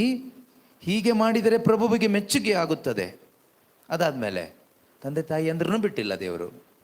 ಗಂಡನ್ನು ಬಿಟ್ಟಿಲ್ಲ, ಹೆಂಡತಿನೂ ಬಿಟ್ಟಿಲ್ಲ, ಮಕ್ಕಳನ್ನು ಬಿಟ್ಟಿಲ್ಲ, ಅಪ್ಪ ಅಮ್ಮಂದ್ರೂ ಬಿಟ್ಟಿಲ್ಲ. ತಂದೆ ತಾಯಿಂದರೆ ನಿಮ್ಮ ಮಕ್ಕಳನ್ನು ಕೆರಳಿಸಿ ಮನ ಕುಗ್ಗಿಸದಿರಿ. ಬದಲಿಗೆ ಏನು ಮಾಡಬೇಕು? ಪ್ರಭುವಿಗೆ ಮೆಚ್ಚುಗೆ ಆದ ರೀತಿಯಲ್ಲಿ ಅವರಿಗೆ ಶಿಕ್ಷಣವನ್ನು ಕೊಟ್ಟು ಶಿಸ್ತಿನಿಂದ ಬೆಳೆಸಿರಿ. ಸುಮ್ಮನೆ ಅವ್ರಿಗೆ ಟಾರ್ಚರ್ ಕೊಡಬೇಡಿ. ನೀನು ಅವನ ಥರ ಓದು, ಇವನ್ ಥರ ಆಗು, ಅದು ಮಾಡು, ಇದು ಮಾಡು, ಹಾಗಾಗು, ಹೀಗಾಗು ಅಂತ ಚಿಕ್ಕ ಮಕ್ಕಳ ಮೇಲೆ ಪ್ರೆಷರ್ ಹಾಕಿ ಅವ್ರನ್ನ ಮಾನಸಿಕವಾಗಿ ಕುಗ್ಗಿಸ್ಬೇಡಿ. ಬದಲಿಗೆ ದೇವರಿಗೆ ಮೆಚ್ಚುಗೆ ಆದ ರೀತಿಯಲ್ಲಿ ಶಿಕ್ಷಣವನ್ನು ಕೊಟ್ಟು ಶಿಸ್ತಿನಿಂದ ಅವರನ್ನು ಬೆಳೆಸಿರಿ. ಹೀಗೆ ಮಾಡಿದರೆ ದೇವರಿಗೆ ಮೆಚ್ಚುಗೆ ಆಗ್ತದೆ. ನಮ್ಮ ಕುಟುಂಬದಲ್ಲಿ, ನಮ್ಮ ಸಂಸಾರದಲ್ಲಿ ಸಾಮರಸ್ಯ, ಪ್ರೀತಿ, ಆನಂದ, ಶಾಂತಿ, ಸಮಾಧಾನ, ಪವಿತ್ರಾತ್ಮನ ಫಲಗಳು ಸಮೃದ್ಧಿಯಾಗಿ ನಮಗೆ ಅನುಭವಿಸಲಿಕ್ಕೆ ಸಾಧ್ಯವಾಗ್ತದೆ. ಎದ್ದು ನಿಂತ್ಕೊಳ್ಳೋಣ, ಪ್ರಾರ್ಥಿಸೋಣ. ಎಲ್ಲರೂ ಎದ್ದು ನಿಂತ್ಕೊಳ್ಳೋಣ. ವೆಬ್ಎಕ್ಸ್ನಲ್ಲಿ ಇರುವವರು, ಯೂಟ್ಯೂಬ್ನಲ್ಲಿ ಇರುವವರು, ಇಲ್ಲಿರುವವರು ಎಲ್ಲರೂ ಎದ್ದು ನಿಂತು ನಮ್ಮ ನಮ್ಮ ಕುಟುಂಬಗಳನ್ನು ದೇವರಿಗೆ ಸಮರ್ಪಿಸಿ ಪ್ರಾರ್ಥಿಸಿ. ನಿಮ್ಮ ಕುಟುಂಬದಲ್ಲಿ ಯಾರಿದ್ದಾರೋ, ನಿನ್ನ ಜೀವನ ಸಂಗಾತಿ, ನಿನ್ನ ಮಕ್ಕಳು, ತಂದೆ ತಾಯಿಯ ಸ್ಥಾನದಲ್ಲಿ ಕೊಟ್ಟಂತಹ ಅತ್ತೆ ಮಾವ, ಮಕ್ಕಳ ಸ್ಥಾನದಲ್ಲಿ ಕೊಟ್ಟಂತಹ ಅಳಿಯ ಸೊಸೆ, ಒಡ ಹುಟ್ಟಿದವರು, ವಯಸ್ಸಾದವರು, ಹಿರಿಯರು, ಅಜ್ಜ ಅಜ್ಜಿ, ನಿಮ್ಮ ಕುಟುಂಬಗಳಲ್ಲಿ ಯಾರೆಲ್ಲ ಇದ್ದಾರೋ ಅವರೆಲ್ಲರನ್ನ ಪ್ರಭುವಿನ ಮುಂದೆ ತೆಗೆದುಕೊಂಡು ಬನ್ನಿ. ಈ ಸಮಯದಲ್ಲಿ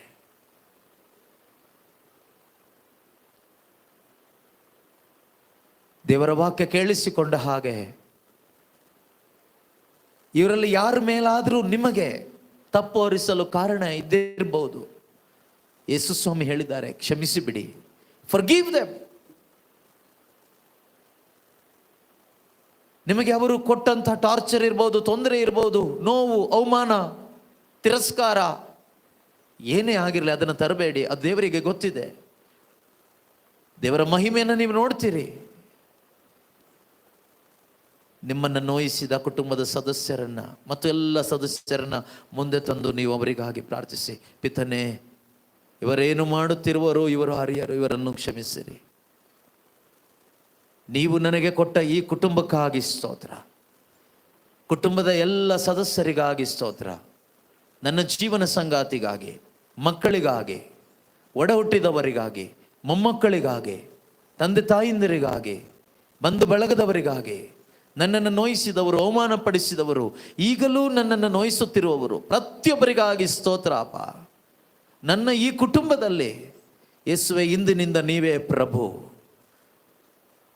ನೀವೇ ನಮ್ಮ ಕುಟುಂಬದ ಯಜಮಾನ.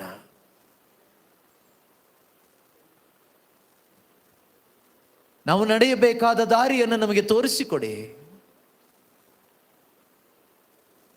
ನಮ್ಮ ಜೀವನ ಯಾತ್ರೆಯ ಚಿಂತೆಯನ್ನೆಲ್ಲ ನಿಮಗೆ ಸಮರ್ಪಿಸ್ತಾ ಇದ್ದೇವೆ.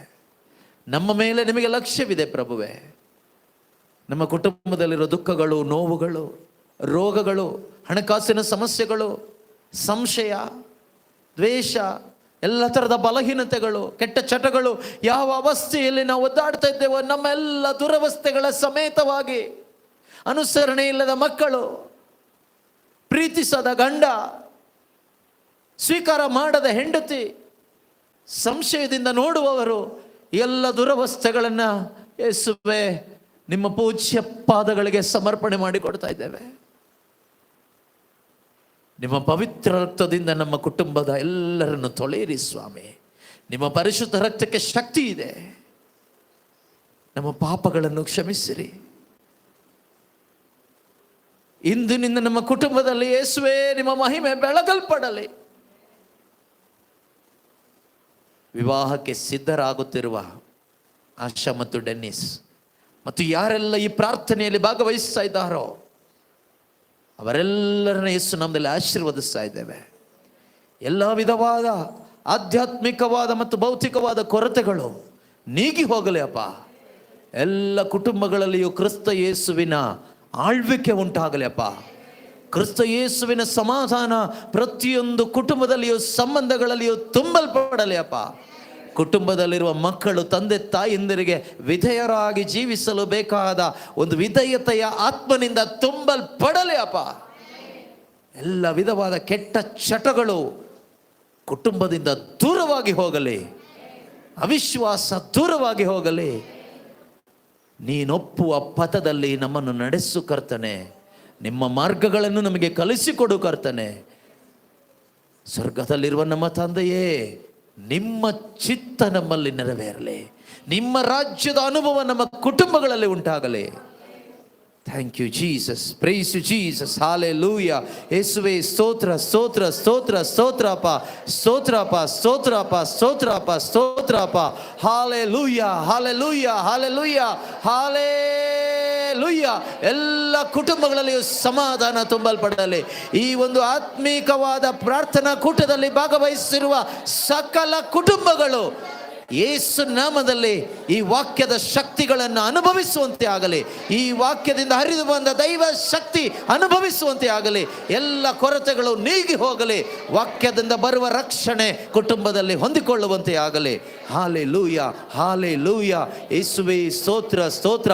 ಪರಲೋಕ ಮಹಿಮೆ ಎಲ್ಲ ಕುಟುಂಬದಲ್ಲಿಯೂ ಆವರಿಸಲಿ ಆವರಿಸಲಿ ಆವರಿಸಲಿ. ಯೇಸು ಕ್ರಿಸ್ತನ ಮುಖಾಂತರ ಪ್ರಾರ್ಥಿಸುತ್ತಿದ್ದೇವೆ ತಂದೆಯೇ, ಆಮೆನ್. ಯೇಸು ಕ್ರಿಸ್ತರೇ ನಮ್ಮ ಪ್ರಭು, ಇಂದಿಗೂ ಎಂದೆಂದಿಗೂ ರಾಜ್ಯಭಾರವು ಅಧಿಕಾರವು ಮಹಿಮೆಯು